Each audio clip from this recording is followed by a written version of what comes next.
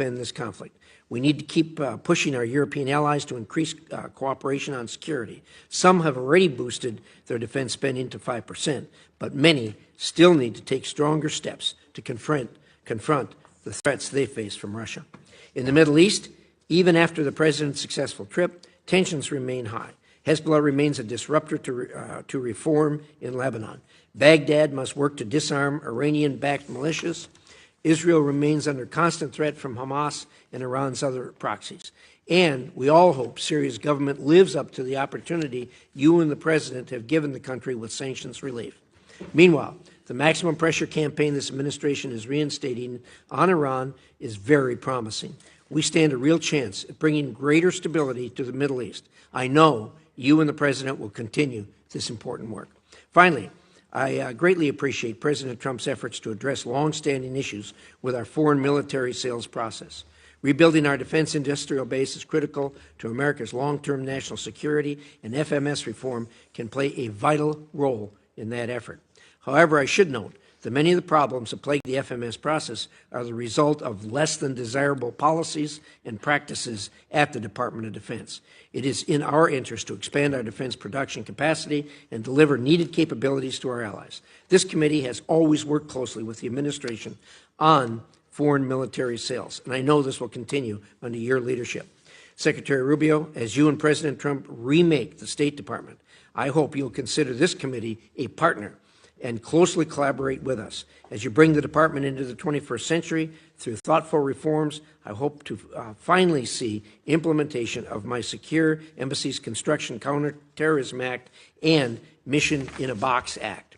These laws will help build new embassies easier, faster, and more cost-effectively, consequently freeing our personnel to conduct diplomacy abroad that advances American interests while better positioning the U.S. government to outcompete adversaries like China. Everyone who sits or has sat on this dais, including you, cares deeply about America's standing in the world. I look forward to hearing your vision for the ongoing State Department reorganization and how it will protect our national security interests. Thank you again for coming today. Again, a warm welcome, Senator Shaheen. Thank you, Mr. Chairman. Secretary Rubio, welcome back. 4 months ago, you sat in that chair and you said that China is, quote, the most potent and dangerous near-peer adversary this nation has ever confronted. You called China an industrial competitor, an economic competitor, a geopolitical competitor, a scientific competitor. I believe you were right. And yet, this administration has eviscerated 6 decades of American foreign policy investments, undercutting our ability to compete with adversaries like China. And Beijing is not just sitting back. As Elon Musk took a chainsaw to USAID and you proposed cutting 83% of foreign assistance programs, China has promised increasing its diplomatic budget by 8.4%. As we move to reduce our diplomatic workforce and discuss closing U.S. embassies, China has more diplomatic missions than any other nation on Earth. And as the U.S. canceled PEPFAR, our most successful program fighting HIV/AIDS, China has been happy to replace our global health efforts across Africa and Asia. As this administration distracts from serious national security issues with threats against Panama and Greenland, Xi Jinping has welcomed Brazil's president and other Latin American leaders pledging more than $9 billion in investments. And as the U.S. has shuttered Voice of America and Radio Free Asia and crippled the State Department's ability to counter foreign propaganda, China pours billions into propaganda, spreading lies and eroding trust in the U.S. As this administration imposes tariffs on our closest allies, China is courting them in Europe, in Asia, and in our own hemisphere. Beijing is making the case that they are, and the term they are using is frightening, they are a more reliable partner than the United States. And it's not just our allies. Xi has deepened ties with Putin, shielding the Russian economy from sanctions. Because of that, and because President Trump has given away our leverage, Putin doesn't feel pressured to agree to a ceasefire in Ukraine. And for all the administration's talk, for all Elon Musk's promises, according to reports, DOGE has not saved a dime. CBS News reports that the federal government has spent $200 billion more in its first 100 days than it did last year. And according to the Partnership for Public Service, DOGE's cuts might cost American taxpayers $135 billion this year. This is in addition to the costs to American families and businesses stemming from the President's trade war. I recently met with a New Hampshire company that provides ball bearings to the aerospace industry.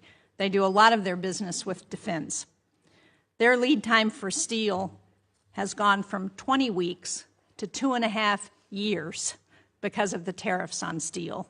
We can't support our defense industry with a 2.5-year lead time on steel. According to the Yale Budget Lab, consumers face an overall tariff rate of 17.8%, which is the highest since 1934. That's $2,800 per household each year. And these tariffs amount to the largest tax increase during peacetime in U.S. history. 4 months ago, Mr. Secretary, you said we were going to be safer, stronger, and more prosperous. But whether it's President Trump's deals with the Sinaloa cartel to let cartel members into the United States, or watching masked agents abduct a Tufts college student, I don't feel safer. With Canadians canceling summer trips to New Hampshire and hurting our tourism industry, I don't feel more prosperous. And after traveling to Ukraine and visiting the graves of people who were massacred on the orders of a Russian president, this administration has bent over backwards to please, I don't feel more secure. To your credit, Mr. Secretary, your trip and the statement from President Trump that he will be lifting sanctions on Syria was welcome news. And you've worked to restart some programs and grant waivers to others. But contrary to what we've heard, life-saving health and humanitarian aid is still not flowing in any meaningful way. My staff was just in Africa. We have photos of the empty shelves and closed-down clinics. We were promised a golden age for America, but instead our disease surveillance programs are down, our counterterrorism programs are in chaos, the ceasefire in Gaza has ended and fighting has begun again, and we have unilaterally disarmed against some of our most dangerous adversaries. You know, one of the things that I'll never forget in the past 4 months is my trip to Ukraine, where we stopped in Poland, which has been one of the most pro-American countries in the world. But because of the cuts and the stop work orders, we met with one civil society leader who was working with Ukrainian refugees. And he said to me, to the Codel, we always looked up to Americans. You are our trusted ally. My trust in America is broken. They were told to remove all the American flags with the halt on assistance to foreign assistance.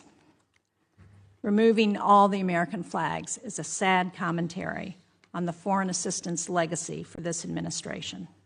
American flags coming down around the world. Thank you, Mr. Chairman. Well, thank you, Senator Shaheen. Secretary Rubio, there appears to be a modest disagreement in view of the condition today. It's your turn. Close the gap for us, please. Well, thank you. It's an honor to be here on behalf of the National Archives, and in addition to... We don't have time for you to list. Okay, well, we'll focus on state today. I appreciate the opportunity to speak to you today. You know, when I came here 4 months ago, I told you that what I wanted was a State Department that was at the heart and soul of American foreign policy, that it was the single biggest driver both of action but also of ideas, and we're well on our way to achieving that. And the way I'll talk about some of the individual things we've accomplished during that time, but first let me explain sort of some of the processes by which we seek to arrive at it. The first is a reorganization of the way the State Department functions, and we have sort of previewed that with the committee and many of the individual members. Obviously, we'll have to come. We've taken input and are taking input now through the notice process, and then we'll come back to you with a formal congressional notification once. But we are taking a lot of the input, both provided by individual members and your staff, but also from inside the building. But if I could simplify, the goal is this, and that is... Yeah, all right. First...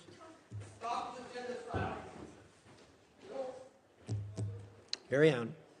The goal is to drive power and action in our agency to the regional bureaus and to our embassies on everything we do.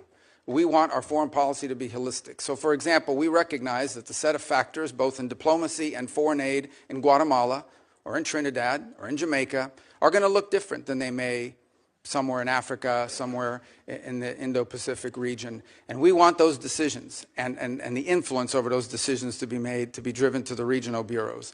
And so what we've done is we've taken a lot of the functional bureaus and functional processes and moved them under the purview of the regional bureaus and the career individuals that serve there, and ultimately down to the embassy. One of our first tests, Senator Shaheen, is going to be in Syria. We don't have an embassy in Syria. It's operating out of Turkey. But we need to help them. We want to help that government succeed, because the alternative is full-scale civil war and chaos, which would, of course, destabilize the entire region. And we are going to allow our people on the ground, both our embassy personnel at the Damascus embassy located in Turkey, and for the short period of time, at least, or in the interim, our ambassador in Turkey, to work with local officials there to make determinations about what kind of aid they need. Is it humanitarian? Is it improving law enforcement or governance functions? We think it's going to be the first test of this new model, but I strongly believe that our decisions and the power to drive decisions and the decisions and the inputs that we're taking have to be driven in many cases from the bottom up, not from the top down, and focused on the fact that there is unique sets of factors in individual parts of the world that require different priorities and attention. And ultimately, foreign policy, mature foreign policy, requires a balancing of interests. That's just a fact. Okay, our human rights agenda is going to look different in certain parts of the world than it will in others. That doesn't mean that we as a people have abandoned it. That means that in a world where you need to conduct real foreign policy in a mature and structured way, there are ways you're going to have to balance all these.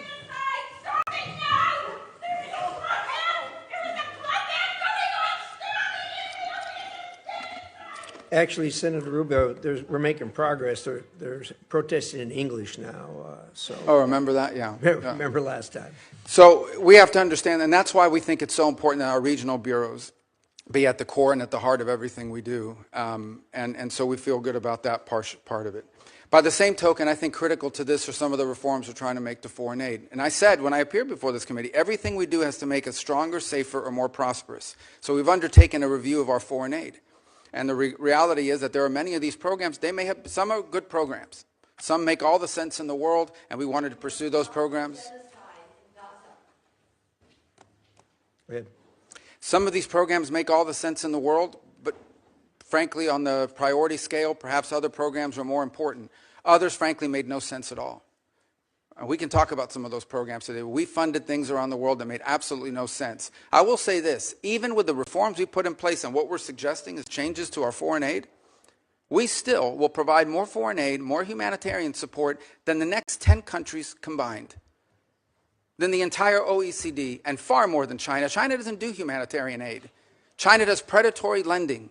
That's what Belt and Road Initiative is. That's what all of their aid. They have zero record of doing humanitarian aid in the world. And frankly, they don't know how to do it. They have no interest in doing it. What they're very good at is going into some country, making you a loan, and then holding that debt over your head. And that's what they continue doing. By the way, you have to hire a Chinese company to do it.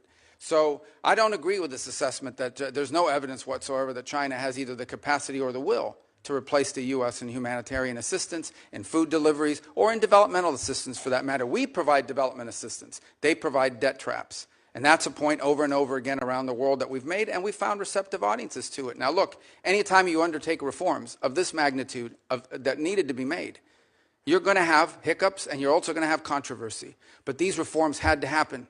At USAID, 12 cents of every dollar was reaching the recipient. That means that in order for us to get aid to somebody, we had to spend all this other money supporting this foreign aid industrial complex. We're going to find more efficient ways to deliver aid to people directly, and it's going to be directed by our regional bureaus, and it's going to sponsor programs that make a difference, and it's going to be part of a holistic approach to our foreign policy.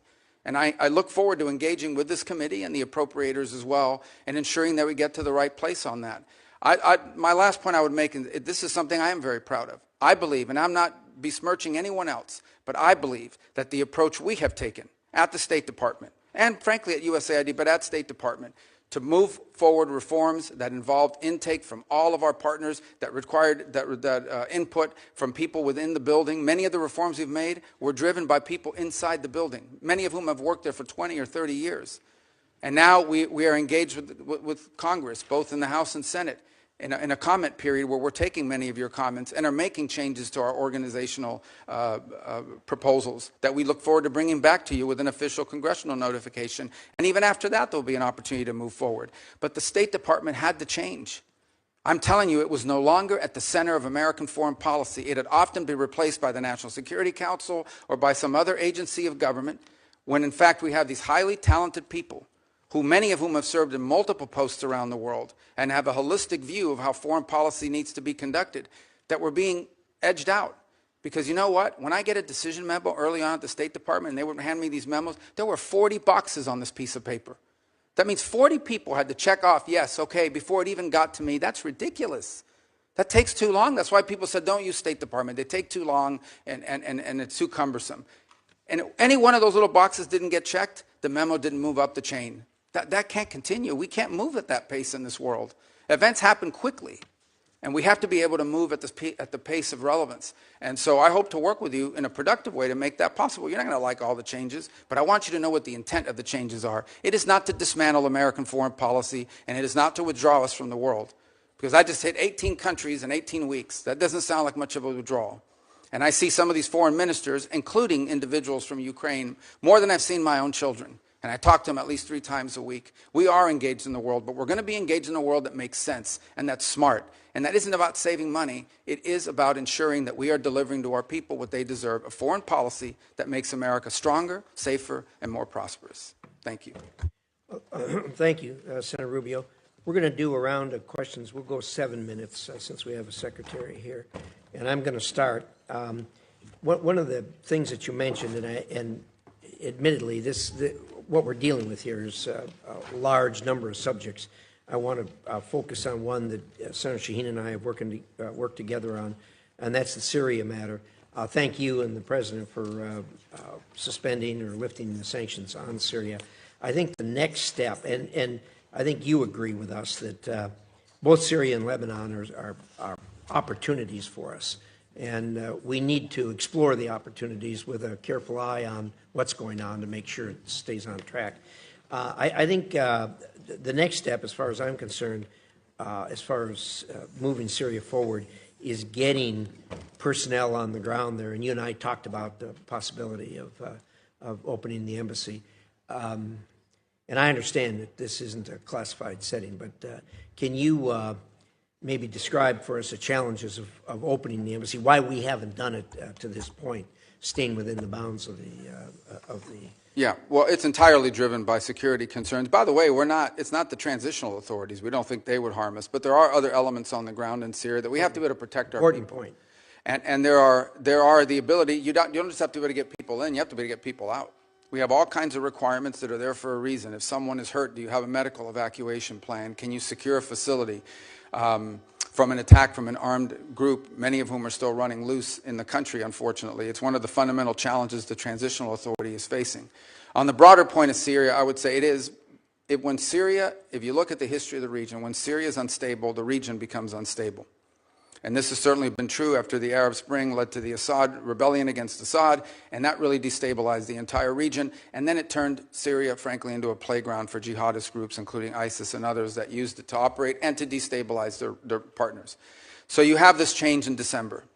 And my view, which I've discussed with many of you individually, is the bad news is that the transitional authority figures they didn't pass their background check with the FBI. Okay, they've got a tough history and one that we understand. But on the flip side of it is, if we engage them, it may work out, it may not work out. If we did not engage them, it was guaranteed to not work out. In fact, it is our assessment that, frankly, the transitional authority, given the challenges they're facing, are maybe weeks, not many months, away from potential collapse and a full-scale civil war of epic proportions, basically the country splitting up. The good news is that there is a Syrian national identity. It is one of the places in the Middle East where Alawis and Druze and Christians and Sunni and Shia have lived and Kurds have lived alongside each other underneath the banner of a Syrian identity until it was broken by a butcher, Assad, who pitted them against each other. So they face a number of challenges. The first is they are dealing with deep internal distrust in that country because Assad deliberately pitted these groups against each other. He claimed to be the protector of the Alawis and the Christians and pitted them against the Druze or whoever else he wanted to, and the result is a deep level of distrust. The second is the displacement, upwards of 6, 7, 8 million Syrians living abroad, very successful, by the way, in the countries they go to. But they need to come, we need to figure out how we can enable the transitional authority to create an environment where they come back home, where they can come back to their homes, where they can help rebuild their economy. But what prompted the president to move quickly on sanctions? Because we had a plan. You know, we engaged with the foreign minister at the UN here in New York. We gave them a visa to come into the country. We allowed their finance minister to come to World Bank hearings or meetings here in Washington, D.C. The next step was I was going to meet with the foreign minister, and some of you may have met with him already at Munich, but I was going to meet with him in Turkey at the NATO gathering. But the president had an opportunity to meet with al-Shara, and frankly, he made a bold decision. I'll do it. I'll meet with them under the Saudis and the Turks that encourage that. And the rationale and the reason is we need to, right now, the most important thing is that partnering nations, the nations in the region want to get aid in, want to start helping them, and they can't because they're afraid of our sanctions. So they don't. The lifting of the sanctions, its most immediate impact will be to allow neighboring countries to begin to assist the transitional authority to build governance mechanisms that allow them to actually establish a government, unify the armed forces under one banner and the like. But I want to be frank, that won't be enough. You know, with the Caesar Act, we can issue waivers, but these waivers, because of expirations on them, are not going to attract the kind of foreign investment. Ultimately, there's going to have to be something done congressionally or more comprehensively to ensure that if the right steps are taken, we can create an environment for private sector growth that begins to provide economic opportunity to the people of Syria. But one last point I would make is the outcome in Syria will have a deep impact on what happens inside of Lebanon, because Lebanon too has been hurt by a combination of clashes at the border, but also they've had to assume responsibility for some of these Syrian refugees. We believe that, by the way. So the combination, if you think about a region, let's say 2 years from now, where Syria and Lebanon are stable, that opens up incredible opportunities around the region for all kinds of peace and security and the end of conflicts and wars. Obviously, this is a big task. It's, you know, big picture thinking, but it's a historic opportunity and one that we are obligated to try to explore and see if we can make it work. Thank you. I appreciate that, and I think we're in full agreement with this, and it is a conundrum as far as the sanctions are concerned. We've got the 6 months, but as you say, the future. It's hard to predict the future since it hasn't happened yet, as Yogi Berra used to say, and there are real issues and risks in the future. We can take it a step at a time. You issued a visa to the foreign minister. Senator Shaheen and I met with the foreign minister in Munich. You issued him a visa to come to New York, which was important to meet with other heads of state. Do you have the ability to do that for the president also? Sure. I mean, we could, and there may be an opportunity to do that come the General Assembly of the United Nations. Yeah, probably will be, and I think that's important. Let me, you know, we do hear a lot of complaining and renting of garments over cuts here and there on our foreign assistance, but the number you laid out is absolutely stunning. That the United States contributes more to foreign aid than the next 10 countries put together. I mean, that's a stunning, an absolutely stunning number. So I guess what you're telling us, before we feel too guilty about it, that we need to look around and compliment ourselves for what we are actually doing and have been doing for a long time. Fair statement? Yeah, there's no doubt, and we want to do it in a smarter, more targeted way. Yeah. Lastly, let me give you a minute on PEPFAR. People talk a lot about the cutting in PEPFAR. I think virtually everyone here supports PEPFAR, but you've done some things to it to make it better. Can you give us a short dissertation on that? Very short, please. 85% of PEPFAR is functional right now. I know there was some hiccups on the payment systems, not the waivers, the payment systems, because it goes to Treasury. Treasury has to push the money out. And there were some hiccups, which I acknowledged in conversations with many of you, but we have fixed that program and the money's flowing. So 85% of PEPFAR is functioning and is operating.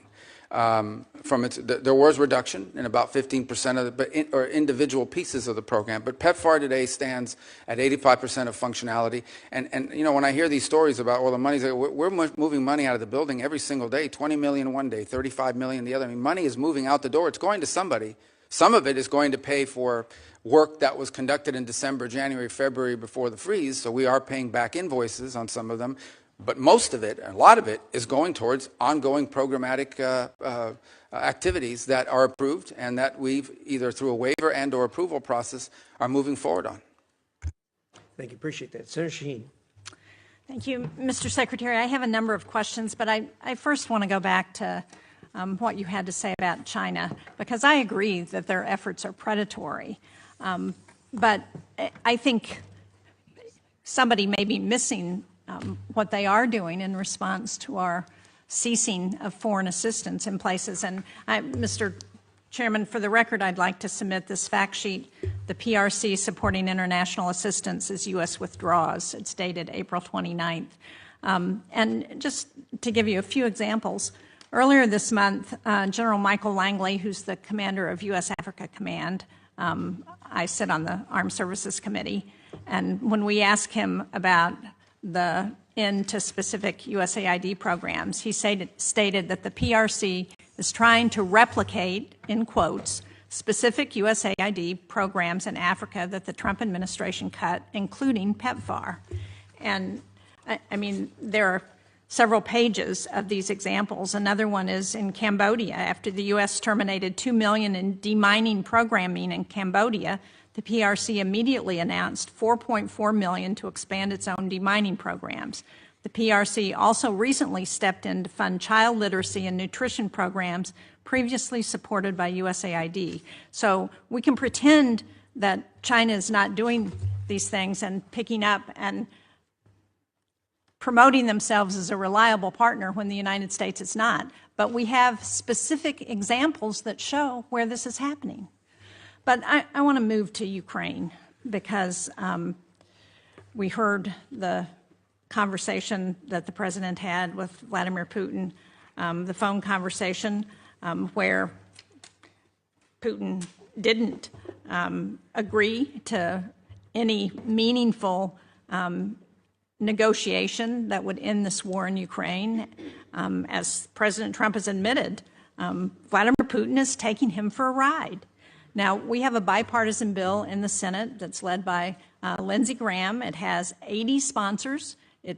I understand that the House members are ready to take this up on a discharge petition if we pass it out of the Senate.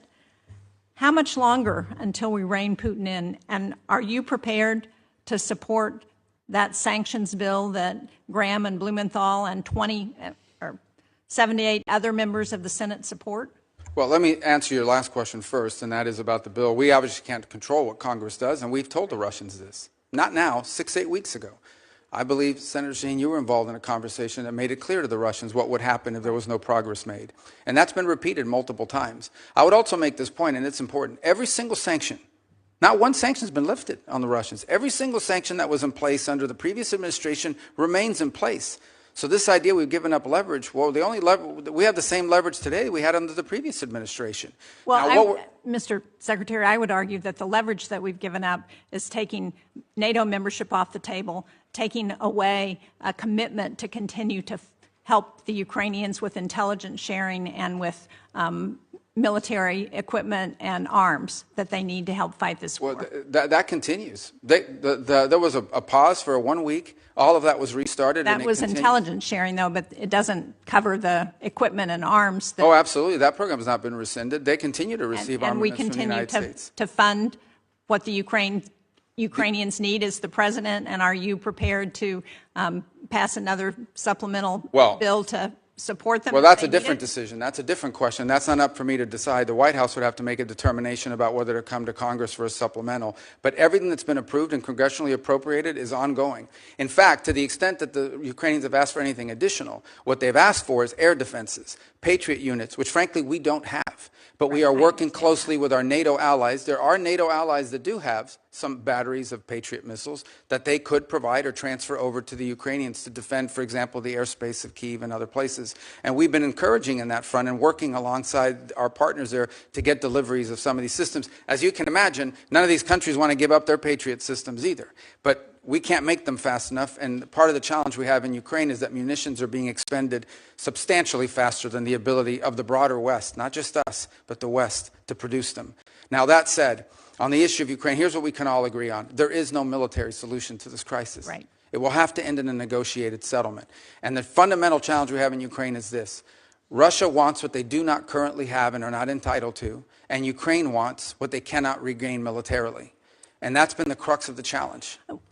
I don't disagree with that at one level, but on the other hand, what Vladimir Putin is doing now is playing for time, and he's playing this president like a fiddle. And the longer he plays it, the more opportunity he has to gain territory in Ukraine, and the harder it's going to be to get him to the table. What we need to do is to put pressure on Vladimir Putin in every way we can to ensure that we can get them to the negotiating table. Well, I disagree with this playing with a fiddle analogy, because the truth of the matter is when Vladimir Putin woke up this morning, he had the same set of sanctions on him that he's always had since the beginning of this conflict, and Ukraine was still getting armaments and shipments from us and from our allies, and the European Union is about to impose additional sanctions, and the U.S. is looking for no Patriot batteries to be able to transfer from other NATO nations into Ukrainian hands. And what the president's trying to do is end a war. He's trying to end a bloody, costly war that neither side can win, and people are dying every single day. But this notion that what has Putin gained throughout this? He hasn't gotten a single concession. He hasn't gotten a single sanction lifted. And the more time he gets without additional pressure on Russia, the more incentive he's got to continue to gain territory and continue to play for time. But I want to just get to a final question because my time is running out, and that is, I recently wrote a letter to you about the issuance of executive orders on thousands of Afghan allies. These are people who fought alongside our military during the war in Afghanistan. They've been stranded in Qatar and Albania and Pakistan and Afghanistan. These are individuals who have been vetted already. They're ready to travel to the United States. And the question I have is this administration going to allow them to come to the United States as it promised? Because unless we're willing to keep our commitments to those people who were willing to fight and die alongside of us, then how can we ever ask people to do that again? Yeah, a couple points. Some of those are I think the issues that is getting mixed up here is whether we are going to pay for them to fly to the United States once a visa is issued, or whether they have to find their own transportation to the U.S. So there's two separate topics: our payment to move people forward, but also the issuance of the visas. And when that is still going through an internal review as to who is going to be allowed in, there's been a review of the vetting process that's been used. Frankly, there have been some errors found in the previous vetting process that we're concerned about, and I'm separating out from that audience people who we have closely vetted because we've been working alongside them for many years with regards to their service alongside our intelligence forces or special operators on the ground from the broader. Remember, they're also bringing dependents with them. And so there were some concerns early on about freezing or slowing down this program until we could determine whether we were properly vetting people to come towards the United States. And that process is ongoing, and I think we'll have more concrete answers for you, which I know is not satisfactory at this moment, but we've obviously had a lot going on. But this is something that we've heard a lot from both our DoD partners and others in the intelligence community, and we're working to make progress on that.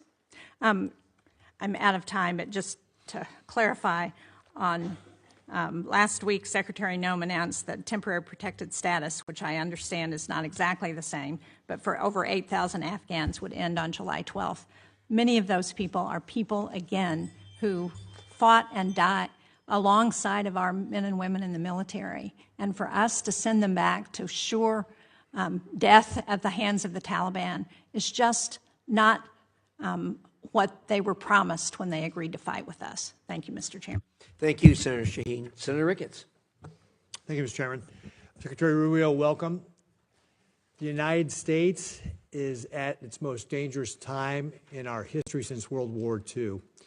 And we know, we can see what Russia's done in Europe. We know the increasing aggression of communist China, Iran, North Korea. I want to hit upon Iran real quickly here. As you know, this is a theocracy that's got brutal mullahs and corrupt military. They chant death to America, death to Israel. You've had 4 rounds of negotiations with them so far, and I think You framed it best when you said earlier this month they have to walk away from sponsoring terrorists, they have to walk away from helping Houthis, they have to walk away from building long-range missiles that have no purpose to exist other than having nuclear weapons, and they have to walk away from enrichment. That was your quote earlier. And that enrichment is particularly important, as you've stated, and Steve Witkoff reemphasized over the weekend, the ability to enrich at 3.67% for a civilian program. It only takes a few weeks to get to 90% for a military-grade weapon. Now, what I'd like you to just talk about real briefly is, what are you thinking about when you say they've got to get rid of their nuclear program, they've got to have complete disarmament? Is it still the policy that they cannot be allowed to enrich at all in Iran? Thank you. Well, obviously, these are ongoing, I hope to be ongoing negotiations, because the alternative would be far worse, in my view, but maybe necessary. But we hope that we can reach an agreement with Iran. So here's the baseline that I've described to everybody on it. If what Iran wants is a civil nuclear program, energy, you know, the ability to develop nuclear energy, there's a model for that multiple countries around the world currently follow. And that allows them to build reactors and then bring in enriched material and use it to generate electricity. And that's a model that would be available to Iran potentially if they choose to take it. If, on the other hand, they want to retain enrichment capability. And I just described this because if anyone's watching this or in the future, this can get a little complex. All of you understand it, but for the general public, it's important when you get into the details of this. Once you know how to enrich at any level, all you need is time to be able to enrich at a higher level. And they've already proven the ability to enrich at a higher level. In fact, they have, and are doing so now. In fact, their legislative branch passed a law requiring them to break JCPOA and enrich way beyond, almost well beyond 60%. So you're absolutely right. About 90% of the work of enrichment is getting to that 3.67 level. After that, the rest of it is just a matter of time, not to mention what the gap is from the 20% for medical isotopes, which is the other thing they insist upon. So the Iranian position is that they don't just want energy. They claim that enrichment is a matter of national pride. It is our view that they want enrichment as a deterrent. They believe that it makes them a threshold nuclear power and as a result becomes untouchable. And that is the crux of the situation we're facing right now. And there are other actors, and I won't go much deeper into that, but there are other nation states in the region that are also range from uncomfortable all the way to view as an existential threat the belief that Iran could ever be in a position of maintaining its enrichment capability in the long term that could quickly be weaponized. So that is the basis upon which we are negotiating with the Iranians. Our hope is that we can encourage them to show them a path towards prosperity and peace that allow them to develop their economy, that allow them, if they want, to have a civil nuclear energy program like other countries around the world have without enrichment. And it's our hope we can encourage them in that direction. The president has been very clear, and I won't elaborate any further, that they are never going to get a nuclear weapon. That is not going to happen. But he much prefer, I much prefer, and I would venture to guess all of you would much prefer, if we could reach an arrangement where they agree to this off-ramp, to this pathway towards prosperity and peace, as opposed to the road they have been on for the last 20 years. And it will not be easy. But that's the process we're engaged in now. Right, thanks. So let's go to Communist China, because they're the greatest existential threat that we face as a nation. We both agreed last time you were before this committee that we need an all-of-government, not just an all-government, but we also need an all-of-society approach on how we face Communist China. This was illustrated in a recent table talk exercise that I did with Sarah Coons and others, and I'm talking about contingency where Beijing tries to do an energy quarantine on Taiwan to force them to capitulate. And obviously unlocking Americans' energy is one of the ways that we can help counter this with LNG and biofuels, some of our strongest tools to be able to help our allies and partners. Cutting red tape, unleashing American energy in the private sector, we're positioned to be an energy supplier here of choice. But we need the infrastructure in place, and that includes having a West Coast LNG terminal. Can you talk a little bit about what you're thinking about when it comes to this type of contingency with regard to an energy quarantine in Taiwan and how the administration would approach that? Well, first of all, it would be devastating. The U.S., as you know, has agreements in place and assurances it's made on maintaining the status quo in that region, and those will remain viable without trying to be alarmist here. We know what those are, and we hope that never happens. But I think the broader issue that you touch upon, which I don't think is widely understood, again, members of the committee who follow this closely understand it, but more broadly, is the dangerous imbalance that has developed between China and the rest of the world on a number of fronts. The first is on access to rare earth minerals, which they have secured access rights all over the world on virtually every continent. They are predominant and or leading in their access. And it's one of the points of frustration that I have. You go to a country and you see how much money we've given in humanitarian aid, but when it comes to rare earth mineral rights and exploited, rights to natural resources, it's all on the Chinese side. So where's the connection between the aid we give to help countries survive and the fact that the Chinese are going in and somehow from these governments, bribery or otherwise, getting a hold of all these rare earth minerals and leases and contracts all over the place, not just in Africa, in Latin America, all over the place. The second is processing. They process all these rare earth elements. So we are literally, if they decide one day we're going to cut the world off, and they've threatened to do so to some extent with these trade negotiations, you won't be able to build an engine in this country. You won't be able to build a rocket or any of the things that we use in daily life. This is a very dangerous situation that's developed that has to be addressed as well.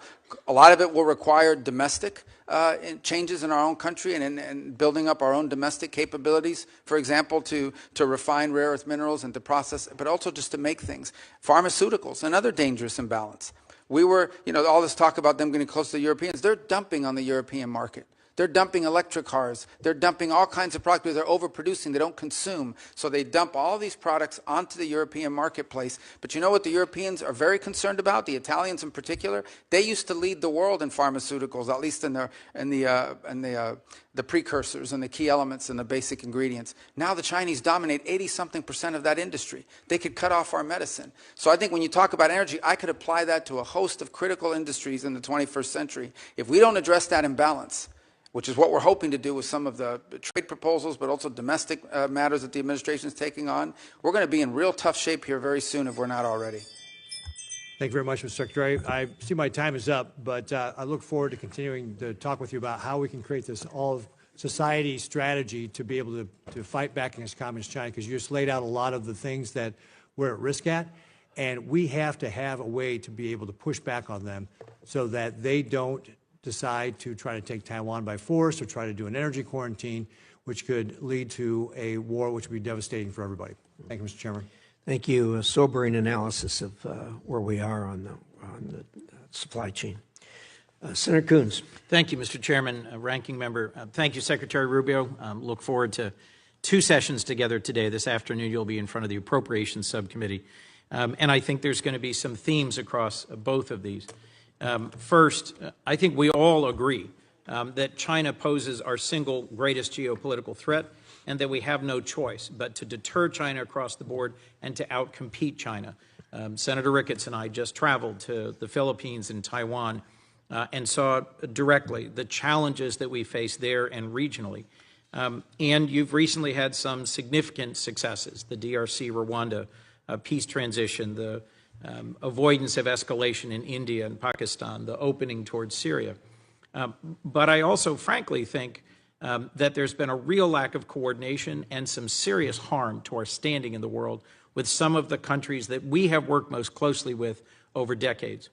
The DOGE-driven, abrupt, and largely illegal cancellation of billions of dollars of contracts for humanitarian relief and aid, and the disrespect and the dismissal of thousands of AID staff and our NGO partners stands in sharp contrast to the state reorganization process you just presented on in your following. You've submitted plans and proposals. We're having a conversation. You're going to send a congressional notification. We're going to have a hearing. That's the way that the reforming of USAID could have and should have happened. And so I just at the outset had to say, as someone who spent 15 years traveling the world, visiting both our partners and allies, looking at independent or semi-independent agencies like the MCC and the DFC and their role, and visiting NGO partners and the USAID, I reject the broad characterization of them by Elon Musk and DOGE as criminals who were wasting taxpayer money. You've heard across all of us support for PEPFAR, concern about humanitarian relief, and the vision that this is a key strategic asset for us. It's my hope that we'll work together to actually make real a more effective, focused, and sustainable foreign aid component to what STAID does, and sustaining organizations that we help build together, like the MCC, the DFC, and the Global Fragility Act. So let me turn to this for a moment.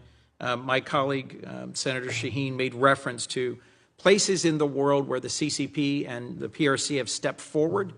I agree, they're never going to deliver humanitarian aid the way we used to, and with the breadth, depth, and effectiveness that we have. But I also think they're taking advantage of the opening to say that we're not reliable, that our decades-long partnerships can't be sustained and extended, and to question our motivations. So I think we need to step out quickly to avoid creating a big hole in our credibility globally. Let me just start on a few questions with Ukraine. The previous administration worked closely with our partners and allies in Europe on sanctions to tighten them, to close loopholes, to extend designations. Are you continuing to do that? Work with our allies? To tighten the Yeah, sanctions? so, well, first of all, the Europeans have their own set of sanctions, and we've coordinated with them very closely. In fact, the president had a call with at least 6 leaders from Europe yesterday. I had meetings with what we call the Quint, that include Italy, France, the UK, the Germans, the French. So we are in constant contact with them on the work that they're doing. And they're proceeding along their own route. And in fact, in our conversations in the past with the Russians, we made clear to them that the Europeans and ultimately will have to be at the table because they have their own set of sanctions that they're imposing. So the answer to your question is we have worked very closely with them. The president understands fully the options he has available to him, some of which are represented in the bill before the Senate. In the bill before the Senate that Senator Graham and others have led and that I co-sponsor, I think we have an opportunity to put more pressure on Russia and to push Putin to get to the table and to agree to a just and enduring peace. Do you support that sanctions bill? And do you think we should continue to arm Ukraine and to strengthen the sanctions against Ukraine in order to create the conditions for a real negotiation? Yeah, look, it may come to that point. If, in fact, it is clear that the Russians are not interested in a peace deal and they just want to keep fighting a war, it may very well come to that point. The president has made that in the past. Our belief, the president's belief, is he believes that right now if you start threatening sanctions, the Russians will stop talking. And there's value in us being able to talk to them and drive them to get to the table. Like, we'll see. Look, they have to do this. No one's claiming that this is a guarantee. President Zelensky reversed himself, showed up, was ready and willing to negotiate. And Putin, I think, my view, continues to play for time. Well, so I hope that we can work together to put more pressure on Putin to get to the table and to resolve this. The other thing that I see clearly, and I think many of my colleagues do, is that what happens in Ukraine sets the table for what happens in the Indo-Pacific. That there's an increasing coordination between the Russians, the Iranians, the DPRK, and the PRC.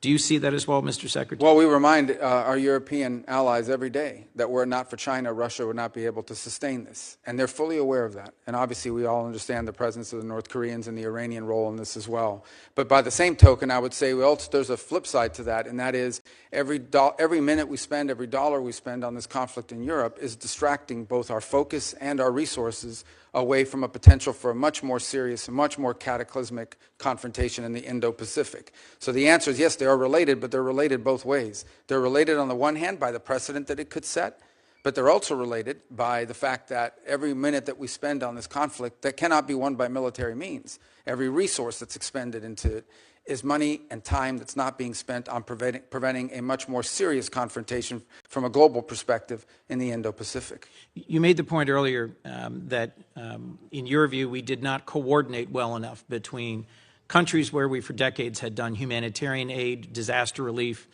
public health work, and countries that ally with China in terms of resource mining and processing. One of the countries we visited was the Philippines. The Philippines is the most disaster-prone country on Earth. They have more typhoons, volcanoes, earthquakes than anywhere else, and they are a treaty ally of the United States. Yet we abruptly canceled a whole series of programs that provided disaster assistance, development assistance, and humanitarian aid. My hope is that we will work together to follow an appropriate and legal process to reform foreign aid and to align it with our values and priorities. I've long seen the MCC and the DFC as critical components in pushing back on what you correctly perceive as the PRC's extractive engagement with much of their region. What do you see as the future for organizations like the MCC and the DFC? And when we next speak this afternoon, I'll be pressing you on the America First Opportunity Fund and understanding how this nearly $3 billion Agile fund will fit into the picture for the future of aid. Yeah, on DFC, we don't control those two entities. They're independent.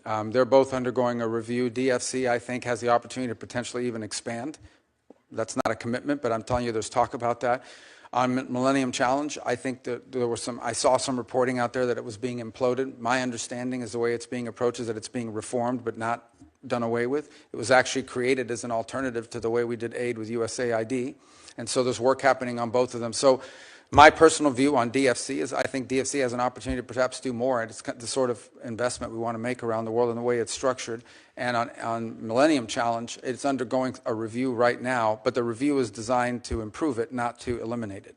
Well, we should talk more directly about that. I'm concerned that what's happened in other agencies is happening there.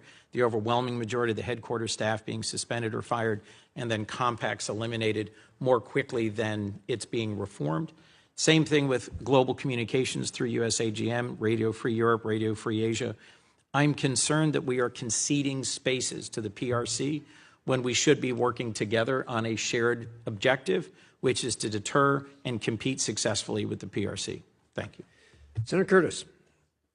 Thank you, Mr. Chairman. Mr. Secretary, as you talked about visiting 18 countries and not being with your kids, I had a pain of guilt with you being here today, but thank you for making this a priority and being with us today.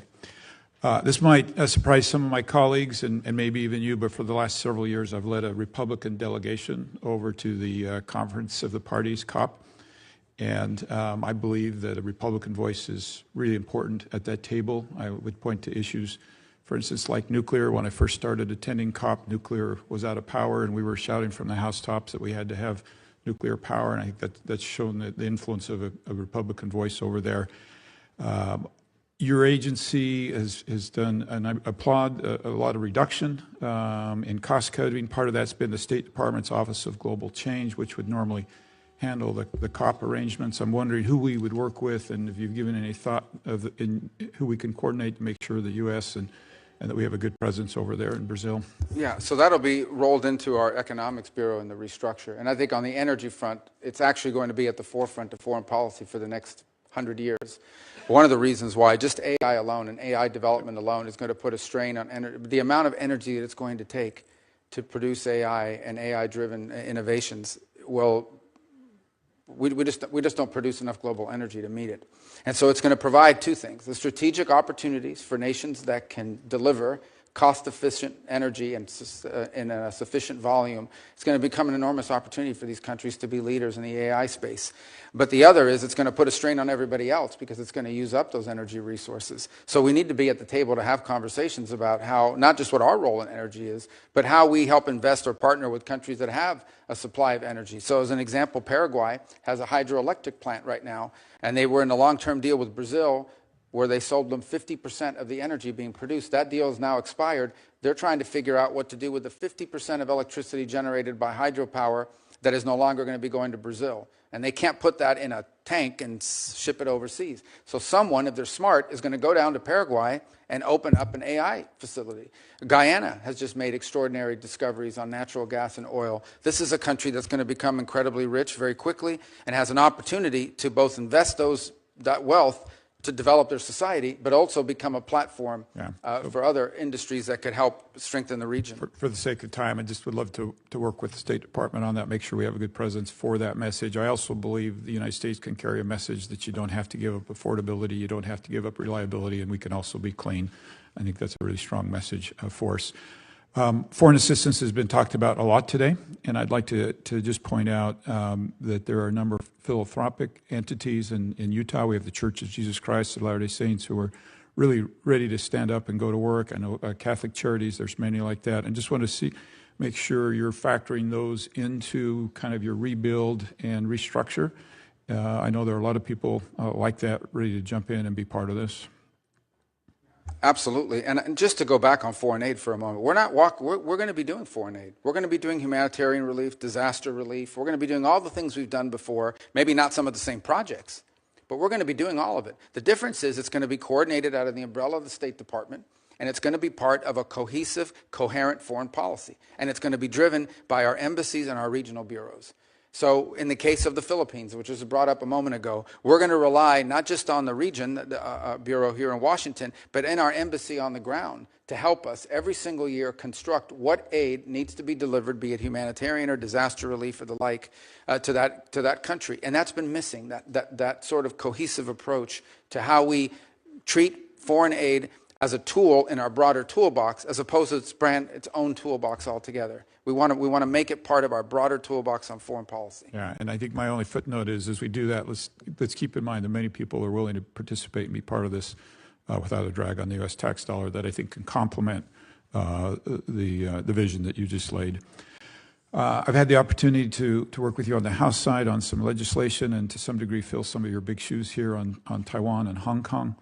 And I just wanted to touch on that briefly. I know Senator Ricketts brought up Taiwan with the recent implementation of more national security laws and the blockade-style drills around Taiwan.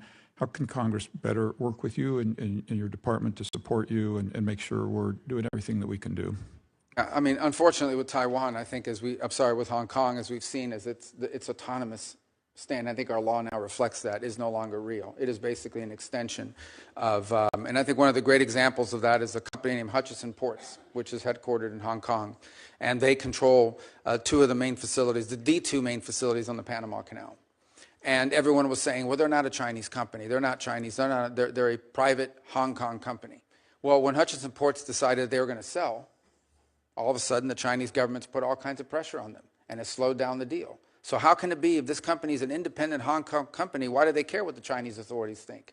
Well, the reason is because they are under Chinese control and Chinese influence. And the fact they're headquartered in Hong Kong is no longer a protection from that. So I think it's important for us to understand Hong Kong cannot become a place where China can evade, be it sanctions or restrictions, by simply hiding behind some company who has an address there.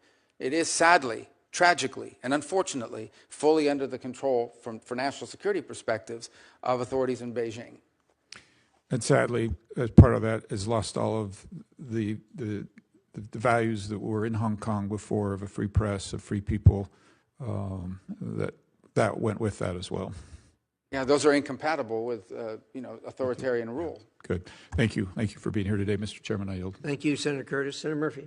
Thank you very much, Mr. Chairman. Thank you, Mr. Secretary, for being here. Before I ask my questions, I just ask that after this hearing, you go back and reconsider a claim that you made in your opening statement.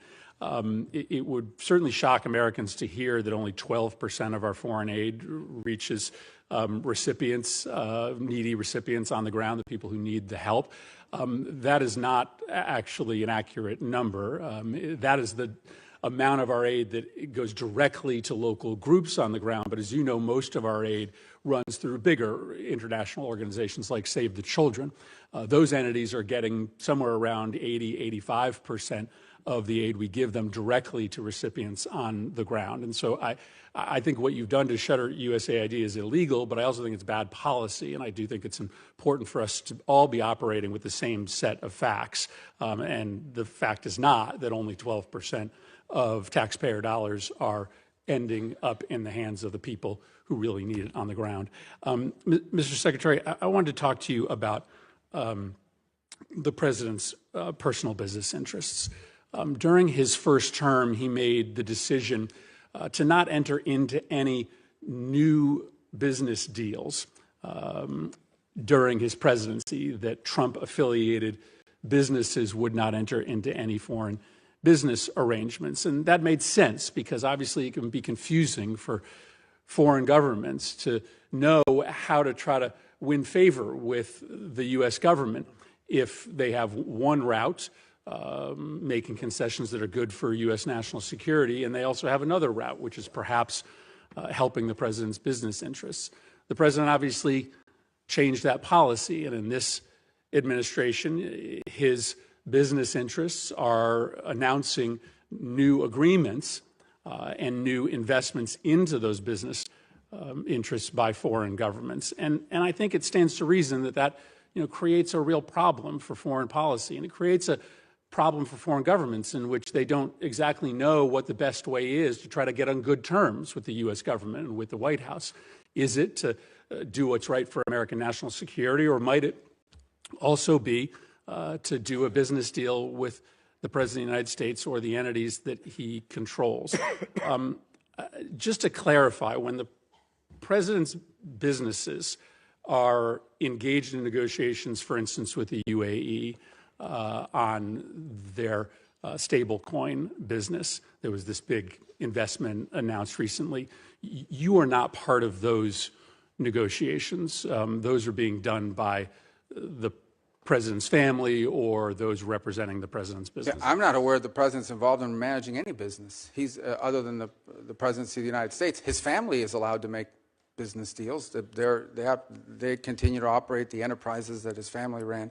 I also don't accept the notion that these deals, that, for example, in Saudi Arabia or the UAE or Qatar, had anything to do with the President. For example, the Qatar bought $200 billion worth of airplanes from Boeing. The President's not as far as I know, not a shareholder, certainly doesn't own Boeing. So the overwhelming, if you look at the deals that were structured, they were involved in investments in the United States. That's the deals he signed, and or investments in, for example, the UAE or Saudi Arabia involving artificial intelligence. UAE did announce a massive investment in World Liberty Financial, and World Liberty Financial is controlled by the President. And the President does actively engage in these businesses. He uses his social media to market the businesses that are being run by his family. I mean, just go on to his social media feed and you will see him marketing his meme coins. So that is the President of the United States. That is not his son's doing. But just to be clear, that was not part of this.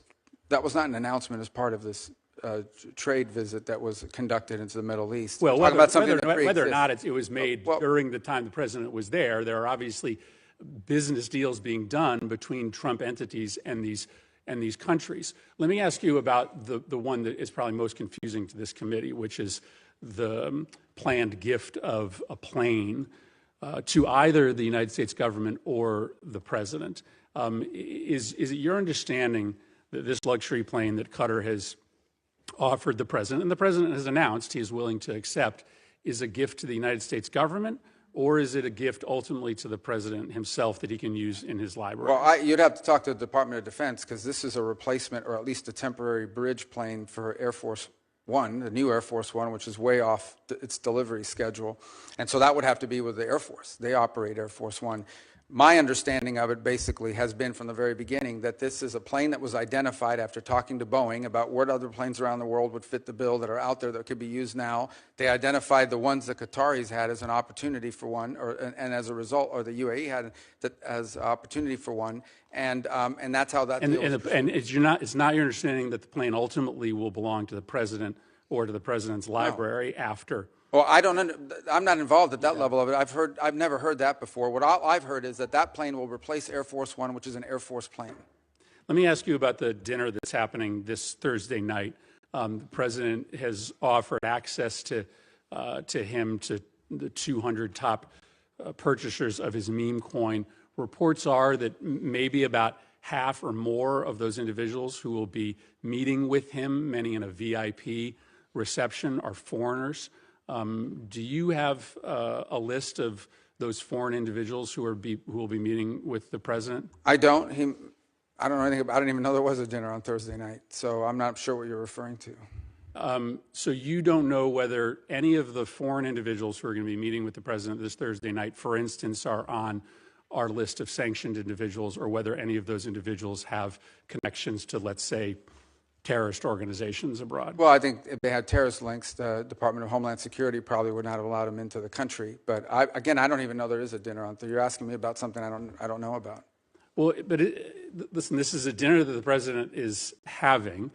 It is likely going to involve some very significant foreign interests. You have to be pretty wealthy in order to be able to get inside this dinner. Isn't that a relevant question for the Secretary of State? As Yeah, I'm not the to social which foreign secretary, interests are so- going to be speaking to the president? I mean, it's kind of naive to believe that No. they aren't going to be in that room talking about national security matters. Well, I don't think that that's the case at all, because I would be aware if it was the case. The truth of the matter is I interact with government officials and others in governments of other countries. That's what I don't say. You're asking me about a dinner I don't know anything about. I can't answer you because I don't know anything about this dinner. It's the first I heard of it. Like I said, I don't keep the president's social schedule. It's not on my phone. It's not in my pocket. I don't even know. I can't comment on a dinner I know nothing about. Yeah, I think that represents a real problem for this committee, because there is clearly a way around the State Department for foreign individuals of significant influence and wealth to be able to directly lobby the president of the United States. But I don't think your that's answer fair. is that you don't know No. this is happening. Well, I don't know that there's that a dinner. in and of itself is a I don't know problem. that there's a dinner, and I don't know what the guest list is, but I can tell you I've run into the president of FIFA from the World Cup. He's here all the time. I see him. He's a private individual. It's not a government entity, and he's met with the president and is friendly with the president. He doesn't have to go through me to meet with the president.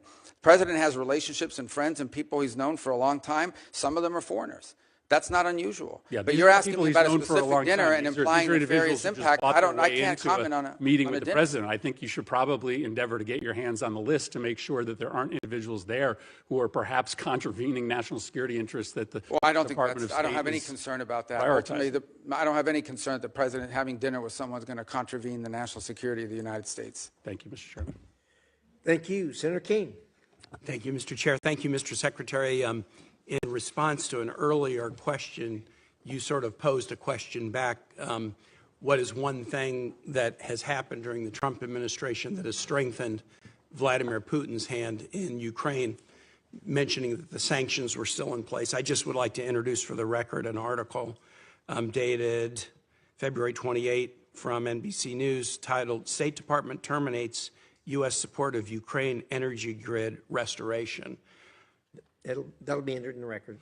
I was in Ukraine the day after the Palm Sunday bombing in Sumy and spoke to USAID staffers who'd all been riffed. They're going to be laid off either in the middle of the summer or early September. I'm aware that that's subject to litigation, but they talked about the fact that the grant cancellation canceled a grant that USAID had in place, hundreds of millions of dollars, that has been used repeatedly to restore the Ukrainian energy grid after attacks by Russians. I could give other examples. That is the one that is most present on my mind since I was just there. Mr. Secretary, I want to ask you about the program. It's the United States Refugee Assistance Program, and this is a program that state is the manager of, but together with other cabinet secretariats, DHS and HHS. State plays the lead management role, and it is how to manage the U.S. refugee assistance programs in tandem with contractors who help the United States on that. By an executive order on the first day of his presidency, President Trump paused all refugee programs and has canceled contracts to the agencies like the U.S. Catholic Church or Lutheran Refugee Services or HIAS or Church World Services who've been resettling refugees. Those programs are paused. There's litigation about it, but as far as I know, the United States is not, or the administration has not withdrawn the executive order. So there's essentially from this administration no refugee programs for anyone except. In early February, the president announced a special refugee program for Afrikaner farmers, justified A, by some concerns about South Africa and foreign policy, but B, a claim that these were persecuted individuals. So right now, the U.S. refugee program allows a special program for Afrikaner farmers, the first group of whom arrived at Dulles Airport in Virginia not long ago, while shutting off the refugee program for everyone else. Do you think Afrikaner farmers are the most persecuted group in the world?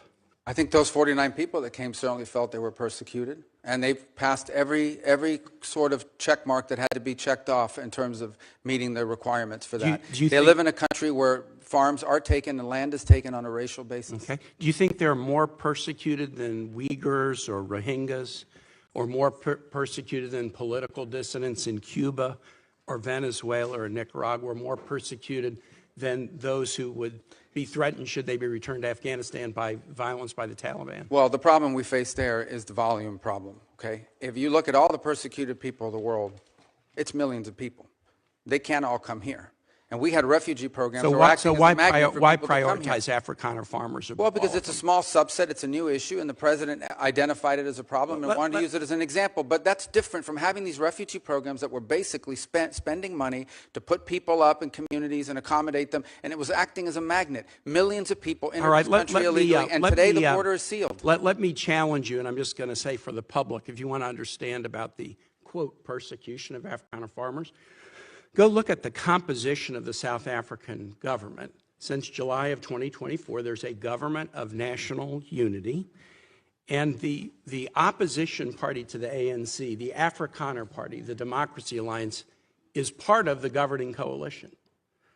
They joined the governing coalition a year ago, and the leader of that party was given the remit of Agriculture Minister, John Steenhuisen. He is the leader of the former Afrikaner Party, still widely representing Afrikaners. He is the Minister of Agriculture in South Africa right now. I assert that this claim that there's persecution of Afrikaner farmers is completely specious. Are you aware ever during the apartheid era in South Africa did the United States establish a special program to allow South African blacks who were treated as second-class citizens in the apartheid program, a special program so they could claim refugee status in the United States? No, because I was probably in 9th grade or 8th grade at the time. Well, then I don't expect you to know. I'll just tell you, never has there been a special program for Africans to come in as refugees to the United States. We've allowed special programs for people being persecuted for their religion, Soviet-era Jews. We've allowed special programs for people fleeing from communism, Cuba, Vietnam, the Soviet Union. We've never allowed a special program to allow Africans into the United States in an expedited refugee status until now.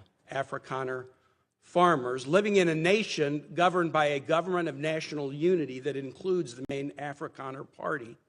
And actually, an even more right-wing Afrikaner Party is also included in the coalition government. Now, would you agree with me, Mr. Secretary, that if we're interpreting the statutory phrase, a well-justified fear of persecution, we should try to do that in an even-handed way?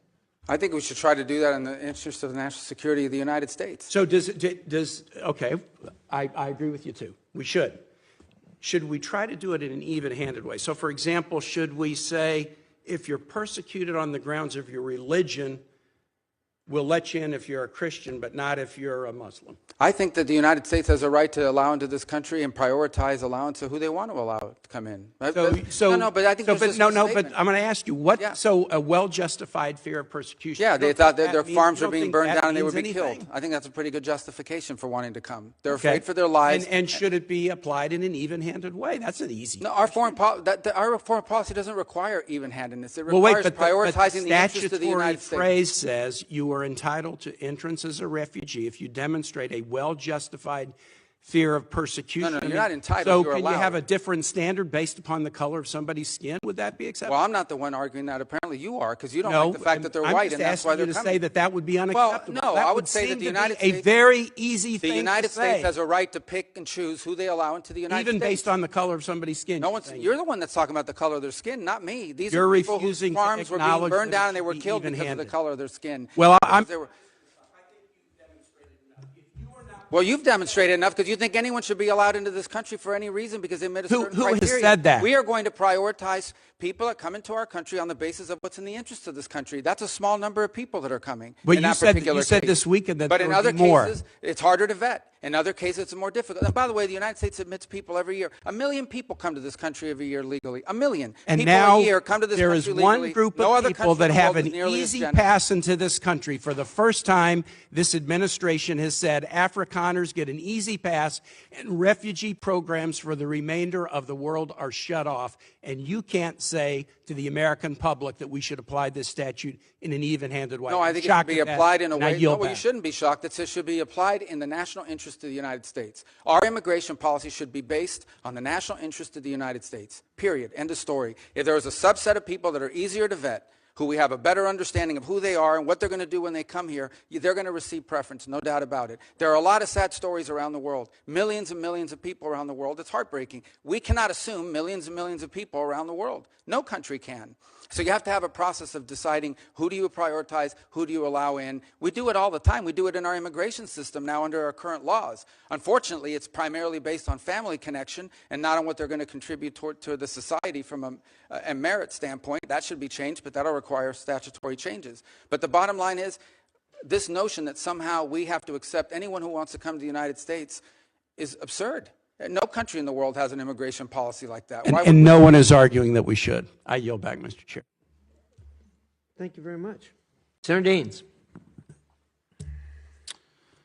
Secretary Rubio, it's great to see you here today.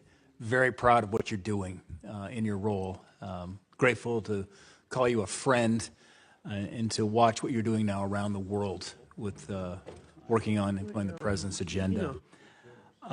Secretary Rubio, I want to talk about energy for a moment. Our allies in Europe are waking up to the security and economic threats posed by their reliance on Russian energy. Despite some progress, many of our European partners still are hesitant to diversify their energy portfolio, energy sources, and ensure they can literally keep the lights on. This recent nationwide power outage in Spain provided a timely reminder that intermittent sources of energy cannot replace reliable baseload power that comes from fossil fuels or other steady sources. So despite their acknowledgement of this threat, Europe is still making it very difficult for energy companies to do business on the continent.